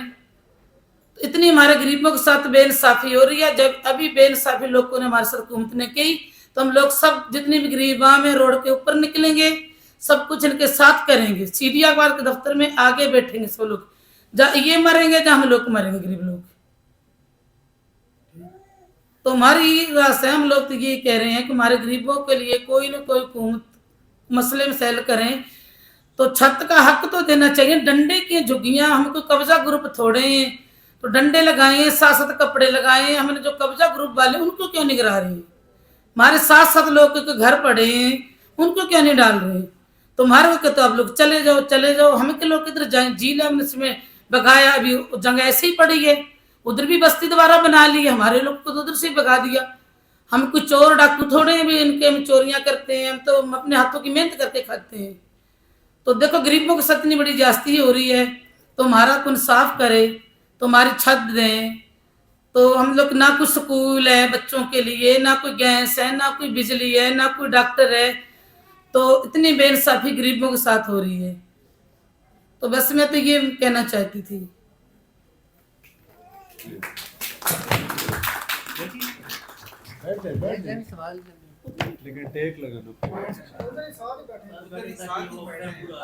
بہت بہت شکریہ سیما بازی. ہمیشہ کی طرح آپ کا بہت ریئل اور جذبات کے ساتھ آپ اپنے حقائق بیان کرتی ہیں. بہت کم لوگ ہیں جو آبادیوں کے اندر جو اس طرح کا سیاسی نظریہ بھی رکھتے ہیں اور اپنے حقوق کو سمجھتے ہیں. اور تو آپ جیسے ہمیں اور لوگ بہت ضرورت ہے ان کی، ان کو پیدا کرنے کی بھی. آخری جو ہمارے آج کے پینلسٹ ہیں، اس سے پہلے کہ ہم اختتام کی طرف جائیں، ڈاکٹر عاصم سجاد اختر ہیں، جو کہ شاید ہی کوئی اسلام آباد میں کوئی ہوگا، چاہے کوئی ایکیڈیمک ہوں یا کوئی سیاسی کارکن ہوں، جنہوں نے کچی آبادیوں میں ان جتنے عرصے سے کام کیا ہے، تقریباً پچھلے 25 سالوں سے زیادہ سے یہ آبادیوں میں کام کر رہے ہیں. جو شروع میں CDA جب فراز ٹاؤن بن رہا تھا اس کے لیے جو جدوجہد ہوئی تھی، اس کے اندر بھی ان کا ایک کلیدی کردار تھا. تو 2015 میں جو I-11 کے خلاف جو آبادی جو آپریشن ہوا، اور اس کے بعد جو سپریم کورٹ میں کیس ہوا، اس کے اندر بھی ان کا بہت کلیدی کردار تھا. تو میں ان سے کہوں گا کہ وہ اپنے تجربے کے حوالے سے بتائیں، جو انہوں نے ریسرچ دیکھی اس کے بارے میں، اور سولوشنس کی طرف بھی اگر ہم بات کریں کہ سیاسی انداز سے اور پالیسی انداز سے کیا کیا جا سکتا ہے اس مسئلے کے حل کے لیے. ڈاکٹر عاصم سجاد اختر. شکریہ عمار، آپ سب کا بھی شکریہ. آپ کافی دیر سے سن رہے ہیں، اور میں کوشش کروں گا کہ جو ابھی تک بات نہیں ہو سکی اس پر توجہ دوں.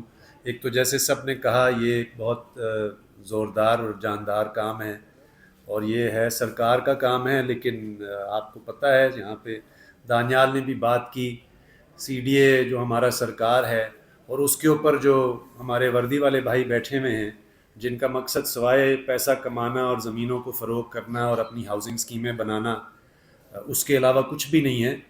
تو یہ کام پھر اسی طرح کے لوگ کریں گے جن کی کوئی کمٹمنٹ ہے، جو کہ اس کے بارے، ان چیزوں کے بارے میں سوچتے ہیں. جو جیسے ابھی سیما نے بات کی، مطلب یہ حیرت کی بات ہے کہ ابھی بھی پڑھے لکھے لوگ ایسے سوچتے ہیں کہ یہ تو کچی آبادی والے تو قبضہ مافیا ہوتے ہیں. یعنی کہ جو بڑے قبضہ مافیا آپ کو نظر نہیں آتا، یعنی کہ آپ کو یہ نہیں اندازہ ہوتا کہ پورے ملک جو ہے نا قرضے پہ چل رہا ہے، اس لیے کیونکہ 80 سال تو یا تو آپ نے یہ رٹ لگائی ہوئی تھی کہ ملک خطرے میں ہے اور نازک دور ہے اور ہم اور کچھ کر نہیں سکتے، یا پھر آپ نے قرضے لے کر کام کیے اور اب آپ کچھ بھی معیشت بحال کرنے کی بجائے آپ جو ہے نا ہاؤسنگ اسکیمیں چلا رہے ہیں. لیکن ایک اور بھی پہلو ہے جس کی طرف سیما نے آپ کی توجہ دلوائی، اور میرا خیال ہے کہ یہ جو لارجر فریم ورک ہے، میں صرف جو رپورٹ کے لحاظ سے یہ ضرور کہوں گا کہ 2-3 چیزیں اگر اس میں ہم اضافہ کر لیں، یعنی کہ صرف ایک لارجر بیک گراؤنڈ کے طور پر. ایک تو یہ کہ جو شہر کا جو لارجر جو پیراڈائم ہے، جس کا انہوں نے حوالہ دیا کہ جی ہم کس کو ترقی کس کو کہتے ہیں. ایک تو آپ کو دانیال نے بتا دیا کہ رہائش کی جہاں تک بات ہے تو ترقی اسی کو کہا جاتا ہے جو بڑے بڑے شاندار اسکیم ہیں، جس کا آپ نے دیکھا کہ رپورٹ میں ذکر بھی ہے. اور یہ آپ کو پتہ ہونا چاہیے کہ ایک عرصے تک CDA کی ویب سائٹ پہ بھی یہ تھا، CDA خود اپنی ویب سائٹ پہ لگاتا رہا کہ یہ 150 اسکیمیں غیر قانونی. اب اگر آپ کچی آبادی جتنی زمین کو آکیوپائی کرتی ہیں، یہ ساری کی ساری جو بھی 40 جس کا آپ نے ذکر کیا، اور اگر آپ یہ تمام پارک ویو سے لے کر بیریا انکلیو کی اسکیموں کو اگر آپ دیکھیں کتنی زمین آکیوپائی کرتی ہے، تو ان کو تو کوئی ایک اینٹ نہیں ہلا سکتا. حالانکہ CDA خود دعوے دار ہے کہ یہ غیر قانونی. اب تو خیر انہوں نے، عرصہ پرانی بات ہے، اب تو یہ انہوں نے وہ یعنی کہ وہ جو نوٹیفیکیشن ہے وہ بھی اتار دی. تو ایک تو یہ ہاؤسنگ اسکیموں کا مسئلہ ہے. لیکن دوسرا مسئلہ جس طرف سیما نے آپ کی توجہ دلوائی کہ یہ جو بے بہا یہاں پہ روڈ بلڈنگ ہے، کہ شہر کے اندر آپ یا تو گیٹڈ ہاؤسنگ اسکیمیں بنا رہے ہیں، یا ان ہاؤسنگ اسکیموں کو کیٹر کرنے کے لیے آپ بڑی بڑی شاہراہیں بنا رہے ہیں. اب سیما کی بستی میں آ کر وہ آپ کو کہتے ہیں کہ گرین بیلٹ کا مسئلہ ہے، گرین بیلٹ کی وجہ سے آپ ہٹ جائیں. لیکن یہ جو روز کے حساب سے مری تک ایک طرف اور دوسری طرف پشاور تک، آپ اگر جا کر دیکھیں کہ ایئرپورٹ سے آگے جا کر آگے تک جو اتنی بڑی شاہراہیں آپ بناتے ہیں، آپ درختوں کو ملیامیٹ کرتے ہیں، آپ مٹی دھول کا ایک پورا بازار گرم کرتے ہیں، اس پر کوئی بات نہیں ہے. گرین بیلٹ کا مسئلہ بھی آپ کو اسی وقت نظر آتا ہے جب 50 جھگیاں نظر آ جائیں، ورنہ اس شہر کے انہوں نے حشر خراب کر دیا ہے. یہاں پہ آپ سب ادھر رہتے ہیں، آپ کو بھی پتا ہے کہ جب سردی آتی ہے تو لاہور کا تو ہم ہائے سن رہے ہیں گزشتہ 5-6 سال سے کہ لاہور میں اسموگ ہوتا ہے، لاہور میں اسموگ ہوتا ہے. اس طرح آپ بھی چشمدید گواہ ہیں کہ اسلام آباد میں بھی سانس لینے کے قابل نہیں. یہ کوئی خدا کی آفت نہیں ہے، یہ مین میڈ ڈیزاسٹر ہے ہمارے ڈیولپمنٹ پیراڈائم کی وجہ سے.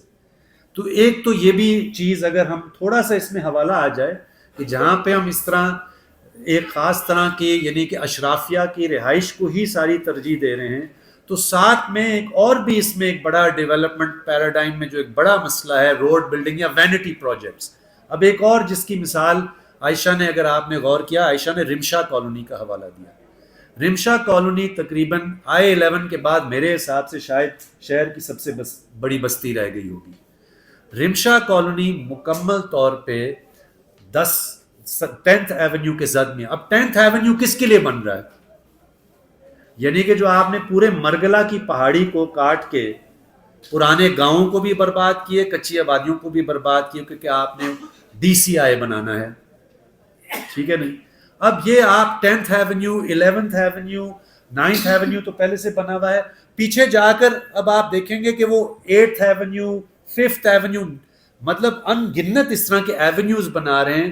To cater to home? کیوں آپ کو IJP روڈ سے مرگلا کی پہاڑی تک آپ کو اتنے سارے ایونیوز کیوں چاہیے؟ کوئی تو ہوگا جس کو چاہیے، ان کو تو نہیں چاہیے، مجھے تو نہیں چاہیے، اس شہر کے بیشتر لوگوں کو تو نہیں چاہیے. تو یہ کیوں بن رہی ہیں روڈز؟ جیسے دانیال نے کہا، کوئی پوچھنے والا تو ہو ہی نہیں سکتا، کیونکہ ہمارے پاس کوئی پوچھنے کا طریقہ ہی نہیں ہے. یعنی کہ ایک ایسا ادارہ ظاہر ہوتا ہے جو کہ غیر منتخب، اور اس کے اوپر ایک اور ادارہ جو ہے ہی غیر منتخب، جو 80 سال سے ہی ہمارا قسمت کا مالک ہے. تو یہ جو ایک لارجر، اور میں آپ سے گزارش یہ کرنا چاہتا ہوں، اور میرا خیال ہے رپورٹ نے بڑے واضح اور مفصل انداز میں آپ کو بتایا، عائشہ نے آپ کو حوالہ دیا کہ اگر اسلام آباد کی آبادی 3 گنا بڑی ہے، 8 لاکھ سے تقریباً 25 لاکھ ہوئی ہے، تو کچی آبادیوں کے اندر رہنے والوں کی تعداد 14 گنا بڑی ہے. شہر اگر بڑھتے ہیں تو شہر میں بیشتر لوگ جو آتے ہیں وہ محنت کش ہوتے ہیں.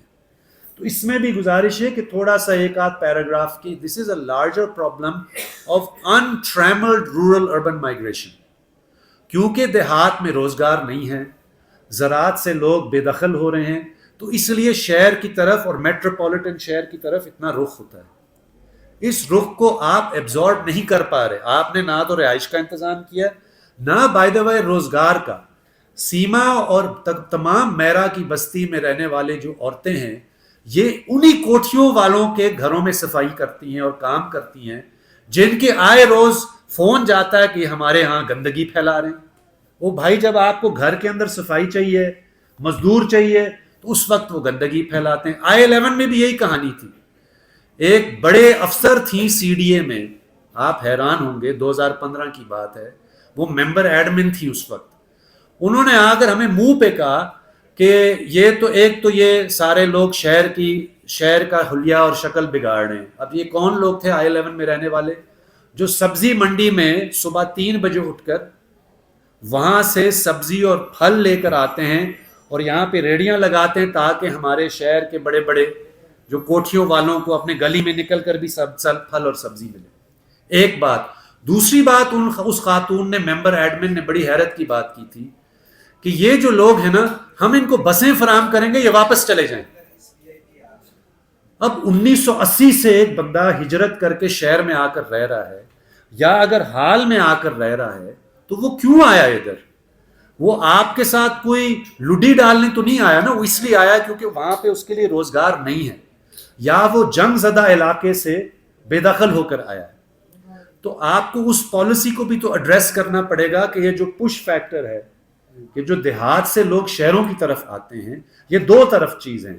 آپ کا شہر کا ڈیولپمنٹ پیراڈائم کیا ہے، اور آپ کا یعنی کہ لگاتار لاکھوں کے حساب سے، میرے حساب سے، ہمارے پاس اس کے تو اسٹیٹسٹکس نہیں، اور یہ عمار اور عائشہ کا کام نہیں ہے، لیکن میرے حساب سے 4 ملین لوگ یعنی کہ 40 لاکھ لوگ، نوجوان لوگ ہر سال لیبر فورس میں داخل ہو رہے ہیں، اور آپ کے پاس تو 1 لاکھ نوکری بھی نہیں ہے. یہی تو وجہ ہے کہ اگر کوئی بندہ کچی آبادی میں ذلیل ہو رہا ہے تو آپ کے سامنے ہے. بہت سارے لوگ تو کشتیوں میں ڈوب رہے ہیں یونان کے ساحلی علاقوں میں. یہ ایک ہی فینومنن ہے کہ آپ کا پورا جو پیراڈائم ہے وہ مکمل طبقاتی جنگ پر مشتمل ہے.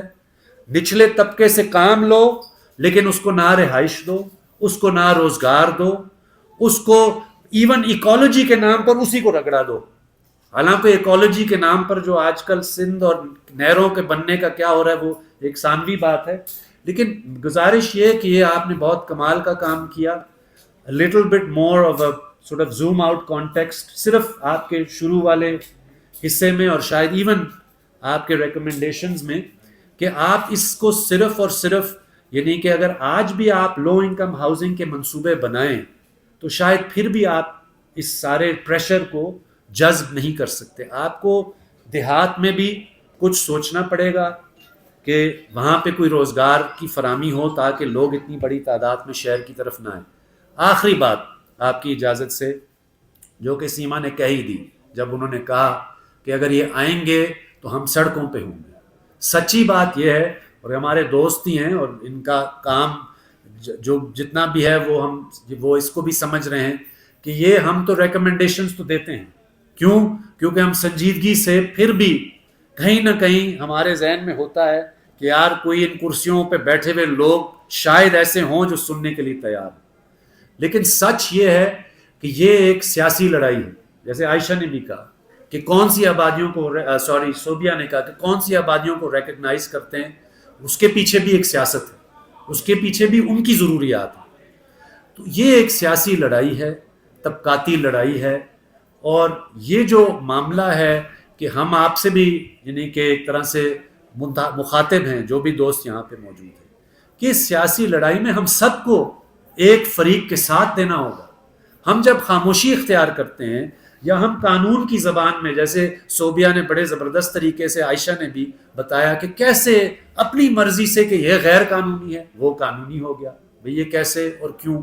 कानून एक ऐसा हथियार है इनके हाथों में कि जब चाहें जिसको भी उसके साथ उसके ऊपर लाठी चला दें, और जब चाहें, जैसे मैंने कहा 150 स्कीमों को तो कोई बोलता नहीं. तो इस पे मतलब जो असल बात है कि रियासत की जो मनसूबा बंदी है, चाहे इस शहर में हो या मजमूई तौर पर इस मुल्क में हो, उसमें कम से कम मुझे तो ये नहीं नज़र आता कि बहुत जल्दी कोई बड़ी तब्दीली आएगी. कि इस तरह सुलझे हुए लोगों के सोचे समझे एक यानी कि फूल प्रूफ मेथड के तहत तहकीक को भी वो कबूल करेंगे. आज अगर आप CDA को जाकर रिपोर्ट देंगे ना, आपको यकीन माने कि वो आपको मुंह में मार देंगे, क्योंकि उन्होंने तो तय किया हुआ है कि वो किसके लिए काम कर रहे हैं और उनका क्या मकसद है. तो इसमें गुजारिश ये है कि इस तरह के ठोस मालूमात की बुनियाद पे आप और हम सब इस तबके का साथ दें जो इस शहर को चलाता है. मैं आपको यकीन से कह दूं, अगर ये सारे लोग वाकई जैसे सीमा कह रही है कि एक दिन काम ही छोड़ दें, तो ना इनके घर चलेंगे, ना इनके दफ्तर चलेंगे, ना इनकी हुकूमत चलेगी.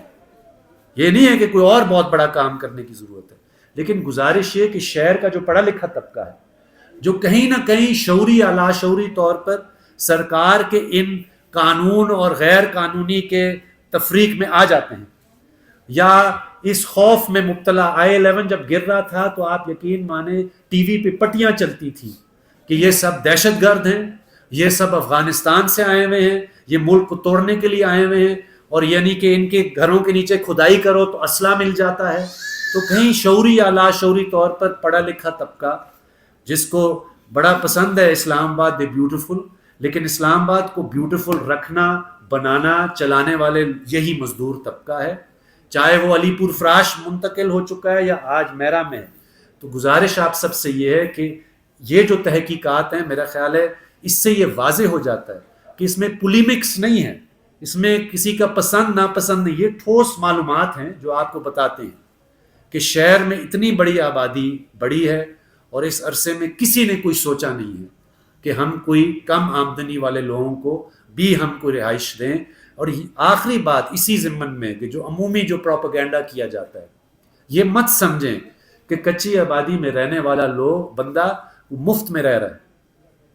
CDA का बंदा आता है, ISCO का बंदा आता है, ठीक है कि नहीं, पुलिस का बंदा आता है, वो सब निकालते हैं पैसे लोगों से.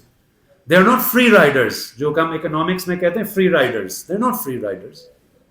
अगर आज आपके पास कोई कम आमदनी वालों के लिए स्कीम हो और उसके कोई मुनासिब इकसात के मतलब यानी कि तरीके से लोगों को कहा जाए कि उसके लिए वो वसाइल दें, तो मेरा ख्याल है ऐसी कोई बात नहीं है. अलीपुर फराश में भी ये मिसाल थी, جو صوبیہ نے مثال دی کہ سندھ یا پنجاب میں جب بستیاں ریگولرائز ہوتی ہیں اور ریسیٹل ہوتے ہیں تو اس میں بھی کچھ نہ کچھ دام لگتے ہیں اور وہیں کے لوگ وسائل دیتے ہیں سرکار کو.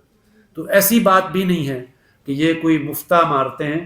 یہ صرف یہ چاہ رہے ہیں کہ جو ہم نے انفارملی اپنے ہاتھوں سے کچے چھت بنائے سرکار ہمیں تسلیم کرے, ہمیں actually title they, did they, اور ہم پھر مستقل بنیادوں پہ رہیں گے.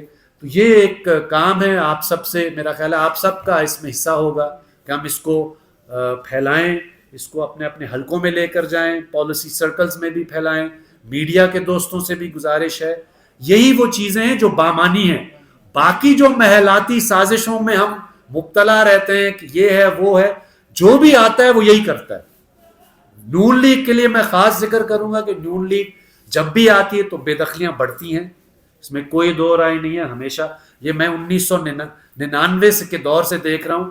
آخری بات صرف آپ کی تاکہ آپ کی امیجنیشن ہو, اگر آپ آج راول ڈیم چوک جہاں پہ ہے تو راول ڈیم چوک سے لے کر فیض آباد سے آپ کو پتہ نا کہ وہ 20 کنال والے ایگرو فارمنگ پلاٹس ہیں, اور آپ کو پتہ ہے کہ اس میں قانون کے تحت ان پلاٹس کو اس لیے دیا گیا تھا کہ وہاں پہ سبزی اگائی جائے گی, اور وہ سبزی اسلام آباد کی مارکیٹس, وہاں پہ نہ سبزی ہے نہ کچھ بھی ہے, وہاں پہ بڑے لوگوں کے محلات ہیں.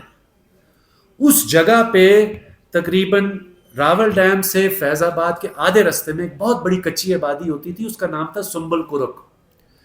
ہم نے جب کچی آبادی الائنس بنائی مارچ 1999 میں, تو اس وقت نون لیگ کی حکومت تھی. وہ سنبل کرک کے تقریباً 2200 گھر تھے, مجھے یاد ہے, وہ بلڈوز کر رہے تھے, اور وہ 2200 گھروں میں کام کرنے والے جو نوجوان تھے, جو مزدوروں کے بچے تھے, وہ اسلام آباد گولف کلب کے کیڈی تھے. وہ میں یاد کرتا ہوں ان بچوں کو, وہ پٹ پٹ کر جن کو وہ گولف کھلاتے تھے, جو بڑے بڑے جرنیل اور بڑے بڑے افسر تھے, ان سے وہ پاؤں ان کے پڑتے تھے کہ ہمارا گھر گر رہا ہے, ہم تو آپ کی خدمت کرنے آتے ہیں, کم از کم ہمارے لیے کچھ بولیں. اس وقت بھی کوئی نہیں بولتا تھا. آج میں سمجھتا ہوں زیادہ باشعور لوگ ہیں جنہوں نے یہ رپورٹیں بھی تشکیل دیں. تو گزارش آپ سب سے یہ ہے کہ اس ٹھوس معلومات کی بنیاد پہ آپ اس طبقاتی جنگ میں کسی ایک فریق کا اگر انتخاب کریں گے تو میرا خیال ہے حق ان کا بنتا ہے, نہ کہ وہ جنہوں نے کم از کم اس شہر پہ 50 سال ڈاکہ ڈالا ہے, اور جو پورے ملک پہ تو 80 سال سے ڈاکہ ڈال رہے ہیں. شکریہ. بہت بہت شکریہ ڈاکٹر عاصم. بس ہم اختتام کی طرف جاتے ہیں. اس سے پہلے کہ میں سوالات کے لیے کھولوں, میں بس مختصراً جو ہماری جو تجاویز ہیں, ریکمنڈیشنز ہیں, ان کو مختصر آپ کے سامنے بس رکھوں گا تاکہ اس پہ ہم تھوڑی بہت بات کر سکیں اور یہ آگے بھی میڈیا تک بھی جائے. کہ بنیادی طور پہ ہم کہہ رہے ہیں کہ اسلام آباد کو جو ہے ایک جو بنیادی طور پہ جو سیریے کو جو کرنے کی چیزیں ہیں, پہلی چیز یہ ہے کہ ایک سروے کرنے کی ضرورت ہے کچی آبادیوں کا, جو کہ 30 سال سے نہیں ہوا, تاکہ اس کے اعداد و شمار آئیں, پتہ چلے کتنے لوگ رہ رہے ہیں, کتنے گھر ہیں. اور اگر بعد کی بات ہے کہ اگر آپ نے کبھی کسی آبادی کو ری سیٹل کرنا ہے, ادھر سے ہٹانا بھی ہے, تو وہ نئے اعداد و شمار کے مطابق ہونا چاہیے. ابھی تو المیہ یہ ہے کہ 2019 میں سیریے نے ایک لسٹ شائع کی کہ یہ اتنی کچی آبادیاں ہیں, اس میں اتنے گھر ہیں, اور وہ وہی 1995 والی لسٹ اور اتنے گھر جو ابھی تک چلا رہے ہیں. 25 سال گزر گئے ہیں, ان کو بھی پتہ ہے کہ یہ جھوٹ ہے لیکن ابھی تک چل رہے ہیں. تو اس لیے وہ سروے نہیں کرتے تاکہ ان کو کچھ بعد میں کسی کو کچھ دینا نہ پڑ جائے. تو سب سے پہلی تو ہماری جو مطالبہ ہے کہ ایک سروے کیا جائے اسلام آباد کی تمام کچی آبادیوں کا. اس کے علاوہ جو ایک ڈائریکٹریٹ آف کچی آبادیز کی ہم بات کر رہے ہیں, اسلام آباد میں 1999 میں ایک کچی آبادی سیل بنا تھا. وہ بھی وہ تسنیم صدیقی صاحب تھے, خدا کی بستی, جنہوں نے سندھ کچی آبادی اتھارٹی بنوائی. ان کے اصرار پہ انہوں نے آ کے اسلام آباد میں کئی مہینے لگائے اور ان کو کنونس کیا کہ آپ کچی آبادی سیل بنائیں تاکہ آپ کو کچھ پتہ تو ہو کہ آبادیوں کے حوالے سے کیا کرنا ہے. تو لیکن وہ سیل میں ابھی تک بس وہ 2 بندے کام کرتے ہیں, اور ان سے کبھی بات کرنے جاؤ تو ان کا ایک ہی رٹ ہوتی ہے کہ تو جی یہ تو غیر قانونی ہے, یہ تو ساری غیر قانونی ہے, ان کو تو ہم تسلیم ہی نہیں کرتے. تو اس کے بجائے ہم چاہ رہے ہیں کہ ایک ڈائریکٹریٹ بنے جس کے مقاصد ہوں آبادیوں کی اپ گریڈیشن, ان کی ریگولرائزیشن, ان کے اندر بنیادی سہولیات کی فراہمی. اگر آپ نے لوگوں کو ہٹانا ہے تو ایک ری سیٹلمنٹ کے حوالے سے اس کی پالیسیز اور گائیڈ لائنز ہوں جس کے تحت سارا کچھ ہو, لیکن اس طرح نہیں کہ جب سی ڈی اے میں کوئی افسر جائے اٹھ کے کسی کو بھی ہٹا دے, کسی کو بھی رکھ دے.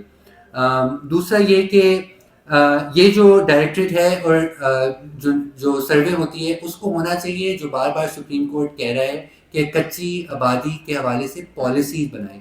کچی آبادی اور لو انکم ہاؤسنگ 2016 سے کئی سپریم کورٹ کے احکامات آ چکے ہیں ہمارے کیس میں. وہ ہمیشہ پوچھتے ہیں سی ڈی اے سے کہ کدھر ہے وہ پالیسی. وہ کوئی نہ کوئی بہانہ بنا کے کہتے ہیں کہ ہاں جی ہم اس پہ کام کر رہے ہیں. وہ نہیں بنانا چاہتے پالیسی کیونکہ وہ اپنی پالیسی بنائیں گے اور جو باقی صوبوں میں جو پہلے سے پالیسیز بنی ہوئی ہیں اگر اس کے ساتھ اس کی کوئی مطابقت ہوئی تو سی ڈی اے کے پاس کی جو اختیار ہے کہ جب چاہیں جس آبادی کو چاہے مسمار کر دیں. ایک کسی کو آنا بھی نہیں ان کو دینا پڑتا. کوئی بھی زمین جو ہے جو ان کے لیے ایک بہت مہنگا اثاثہ ہے سی ڈی اے کے لیے اس کا ایک چھوٹا سا حصہ بھی کسی کم آمدن والے شہری کے لیے نہیں دینا پڑتا. وہ سب ختم ہو جائے گا اگر کوئی پالیسی ہوگی جس کے اندر کوئی اصول ضابطے لکھے ہوں گے. تو اس لیے ہم چاہ رہے ہیں کہ یہ پالیسی جو پہلے بھی ملک کی سطح پہ آج سے 25 سال پہلے بنی تھی اس کو اسلام آباد کی سطح کے اوپر سی ڈی اے فوری طور پہ تشکیل دے. پھر ہم یہ کہہ رہے ہیں کہ جتنی بھی نئی سی ڈی اے جو اسکیمیں یا سیکٹرز بناتی ہے اس کے اندر ایک منیمم کم آمدن والے شہریوں کے لیے جو جگہ ہے اور پلاٹ ہیں اس کی ایلوکیشن ہو. یہ نہیں ہو سکتا کہ صرف وہی کنال 2 کنال کے پلاٹ کے اوپر پلاٹنگ کی جائے اور اسی پہ امیروں کے لیے 4 5 10 کروڑ کے پلاٹ بنتے جائیں. تو آپ کو ایک حصہ زمین کا نئی ڈیولپمنٹس کے اندر ایلوکیٹ کرنا پڑے گا کم آمدن والے شہریوں کے لیے جس کے اوپر اس کے طریقہ کار بھی ہیں اور ہم نے اس کے اوپر رپورٹ میں بات بھی کی ہے اور پاکستان میں مختلف جگہوں پر استعمال بھی کیے گئے ہیں ماڈلز. جیسے خدا کی بستی کا ماڈل ہے جس کے اندر انکریمنٹل ہاؤسنگ جس کو کہا جاتا ہے. کیونکہ علی پور فراش میں بھی یہ مسئلہ ہوا تھا کہ لوگوں کو پلاٹ دیے گئے تھے, لوگوں نے آگے جو ہے پلاٹ آگے پیچھے بیچ دیے فائلوں کے ذریعے اور اس کے اوپر جا کے رہائش پذیر نہیں ہوئے کیونکہ وہ لوگ اتنا دور جانا نہیں چاہتے تھے. اس کا جو ایک حل ہے جو خدا کی بستی میں بھی اور مختلف ممالک میں بھی استعمال کیا گیا ہے وہ ہے انکریمنٹل ہاؤسنگ, کہ آپ لوگوں کو اونرشپ تب دیں جب لوگ اس کے اوپر رہنا شروع کریں. کہ آپ ایک طرح سے کنڈیشن ہے کہ اگر آپ نے اس کم آمدن والے پلاٹ کے اوپر گھر بنانا ہے تو آپ خود آ کر اپنا مکان بنائیں, ہم آپ کو کچھ نہ کچھ سپورٹ دے سکتے ہیں, کوئی لون دے سکتے ہیں, لیکن آپ کو خود ہی بنا کے اس کو خود ہی آ کے اندر اس کے رہنا شروع کرنا ہے. تب 5 سال یا چند عرصے کے بعد جب آپ کا پورا ہو جائے گی مدت تب آپ کو جا کے اس کے مالکانہ حقوق ملیں گے کسی بھی ایک مختصر سی رقم کی ادائیگی کے اوپر. تو اس طرح کے ماڈلز موجود ہیں, کرنے کی بات ہے. اگر وہ تھوڑی بہت بھی زمین ایلوکیٹ کر کے کام کرنا شروع کریں تو ہم آہستہ آہستہ اس پرابلم کے حل کی طرف جا سکتے ہیں. ساتھ ساتھ جو ایک بڑے پیمانے پہ اگر ہم بات کریں تو ہمیں ایک لینڈ ٹرسٹ کے ماڈلز بہت دنیا میں استعمال ہوتے ہیں.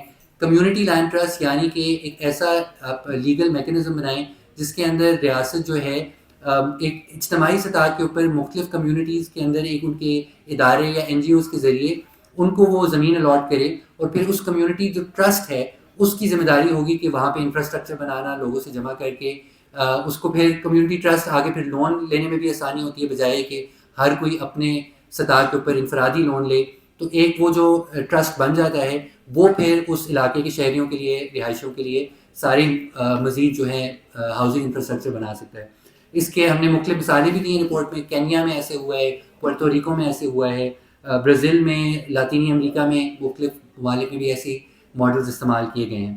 اور ساتھ ساتھ جہاں ہم کمیونٹی لینڈ ٹرسٹ کی بات کرتے ہیں ادھر ہم کوآپریٹیوس کی بھی بات کرتے ہیں کہ کوآپریٹیو کی شکل میں بھی ہاؤسنگ اسکیمیں بن سکتی ہیں. جو ہم دیکھتے ہیں کہ لائرس کی کوآپریٹیو بنتے ہیں, یہاں پہ صحافیز کی بھی کوآپریٹیو ہاؤسنگ اسکیمز بنتی ہیں, لیکن جو کم آمدن والے شہری ہیں جو مزدور ہیں محنت کش ہیں ان کے لیے اس طرح کی کوئی لوازمات موجود نہیں ہیں, کوئی لیگل فریم ورک موجود نہیں ہے.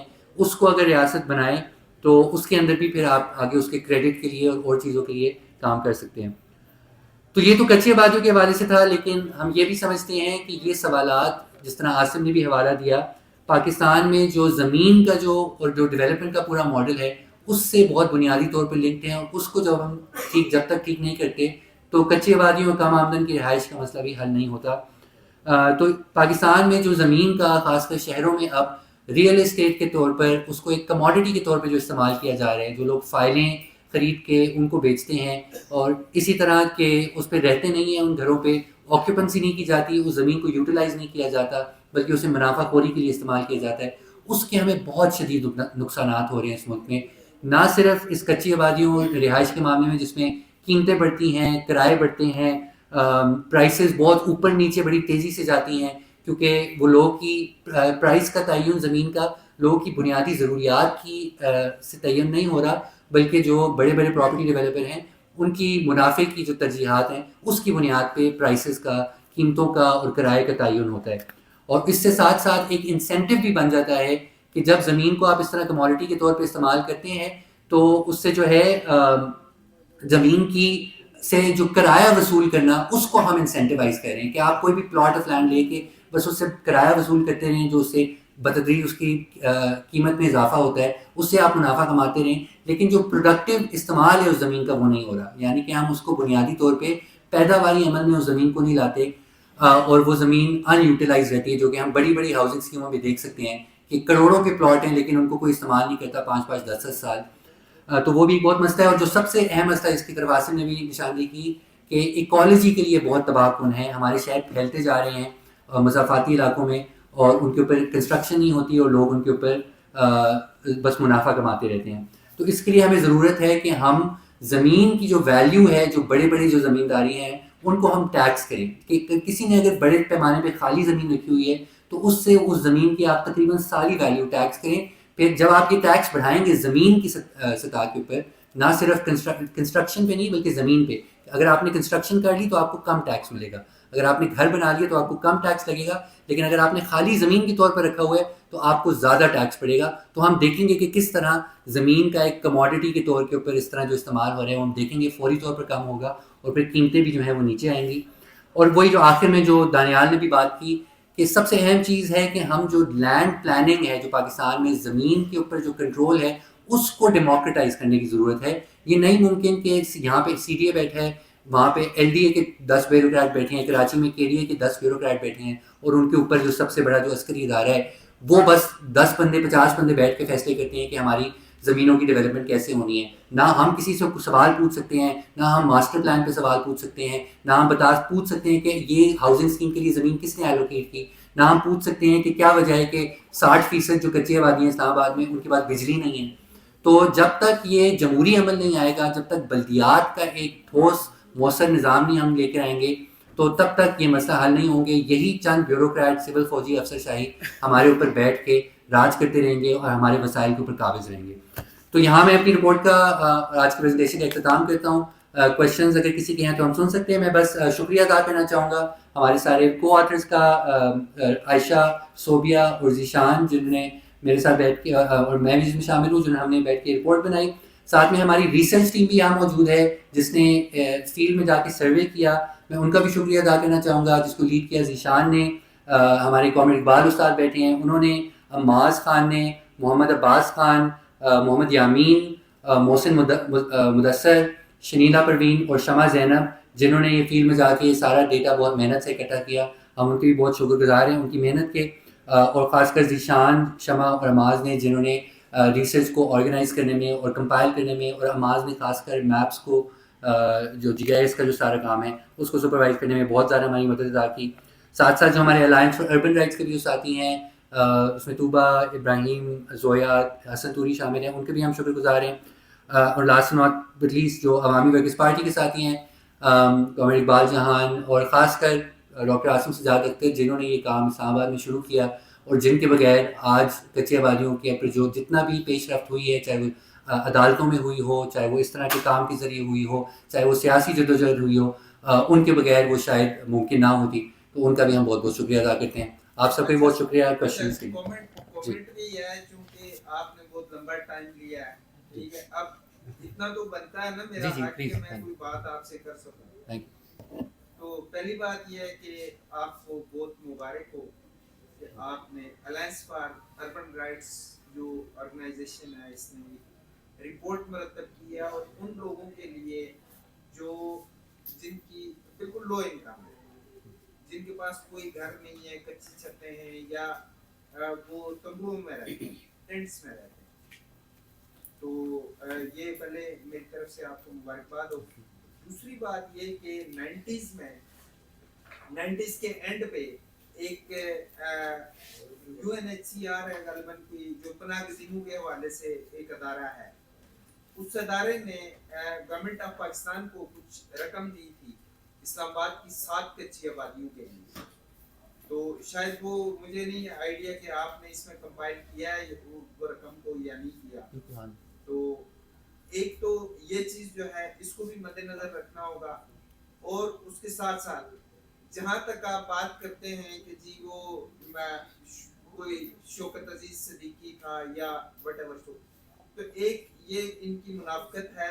हमारी अदालतें अगर ठीक हो जाए ना, ये जज ठीक हो जाए तो सब कुछ ही ठीक हो सकता है। तो अब मसला ये है कि शौकत अजीज सिद्दीकी अगर इनको निकालने की बात करता है तो सुप्रीम कोर्ट का एक चीफ जस्टिस कच्ची आबादियों के चक्कर भी लगाता रहा है 3-4 में, 2003-4 में, शायद आपको याद हो। तो उनकी बाकायदा पब्लिसिटी होती थी, तस्वीर छपती थी, क्योंकि ये सीजे साहब जो है वो कच्ची आबादियों के चक्कर लगा रहे हैं।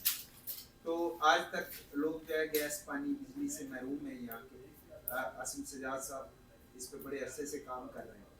तो ये सर मुझे ये पूछना था आपसे, स्टार्ट में जो बात मैंने की है कि वो जो अक़वाम मुत्तहिदा के ज़ेरे इंतज़ाम जो ज़ैली अदारा है उसने कितनी एक रकम जो है ये दी थी 7 कच्ची आबादियों को पक्का करने के लिए 90s के एंड में। बिल्कुल, जहाँ तक आई थिंक जिस प्रोजेक्ट की आप बात कर रहे हैं, ये 2 मुख्तलिफ इदारे हैं जिन्होंने इस इशू के ऊपर काम किए। एक UNDP था जिन्होंने जो कच्ची आबादियाँ उनकी अपग्रेडेशन और रेगुलराइजेशन के लिए फ़ंड दिया था, और UNHCR ने जो रेफ्यूजी कैंप जो अफ़गान महाजरीन के लिए जो बने थे उन्होंने उनको फाइनेंस, और वो तो बल्कि अभी 2022 तक 23 तक वो UNHCR उनको उनके लिए फंड दे रहा था।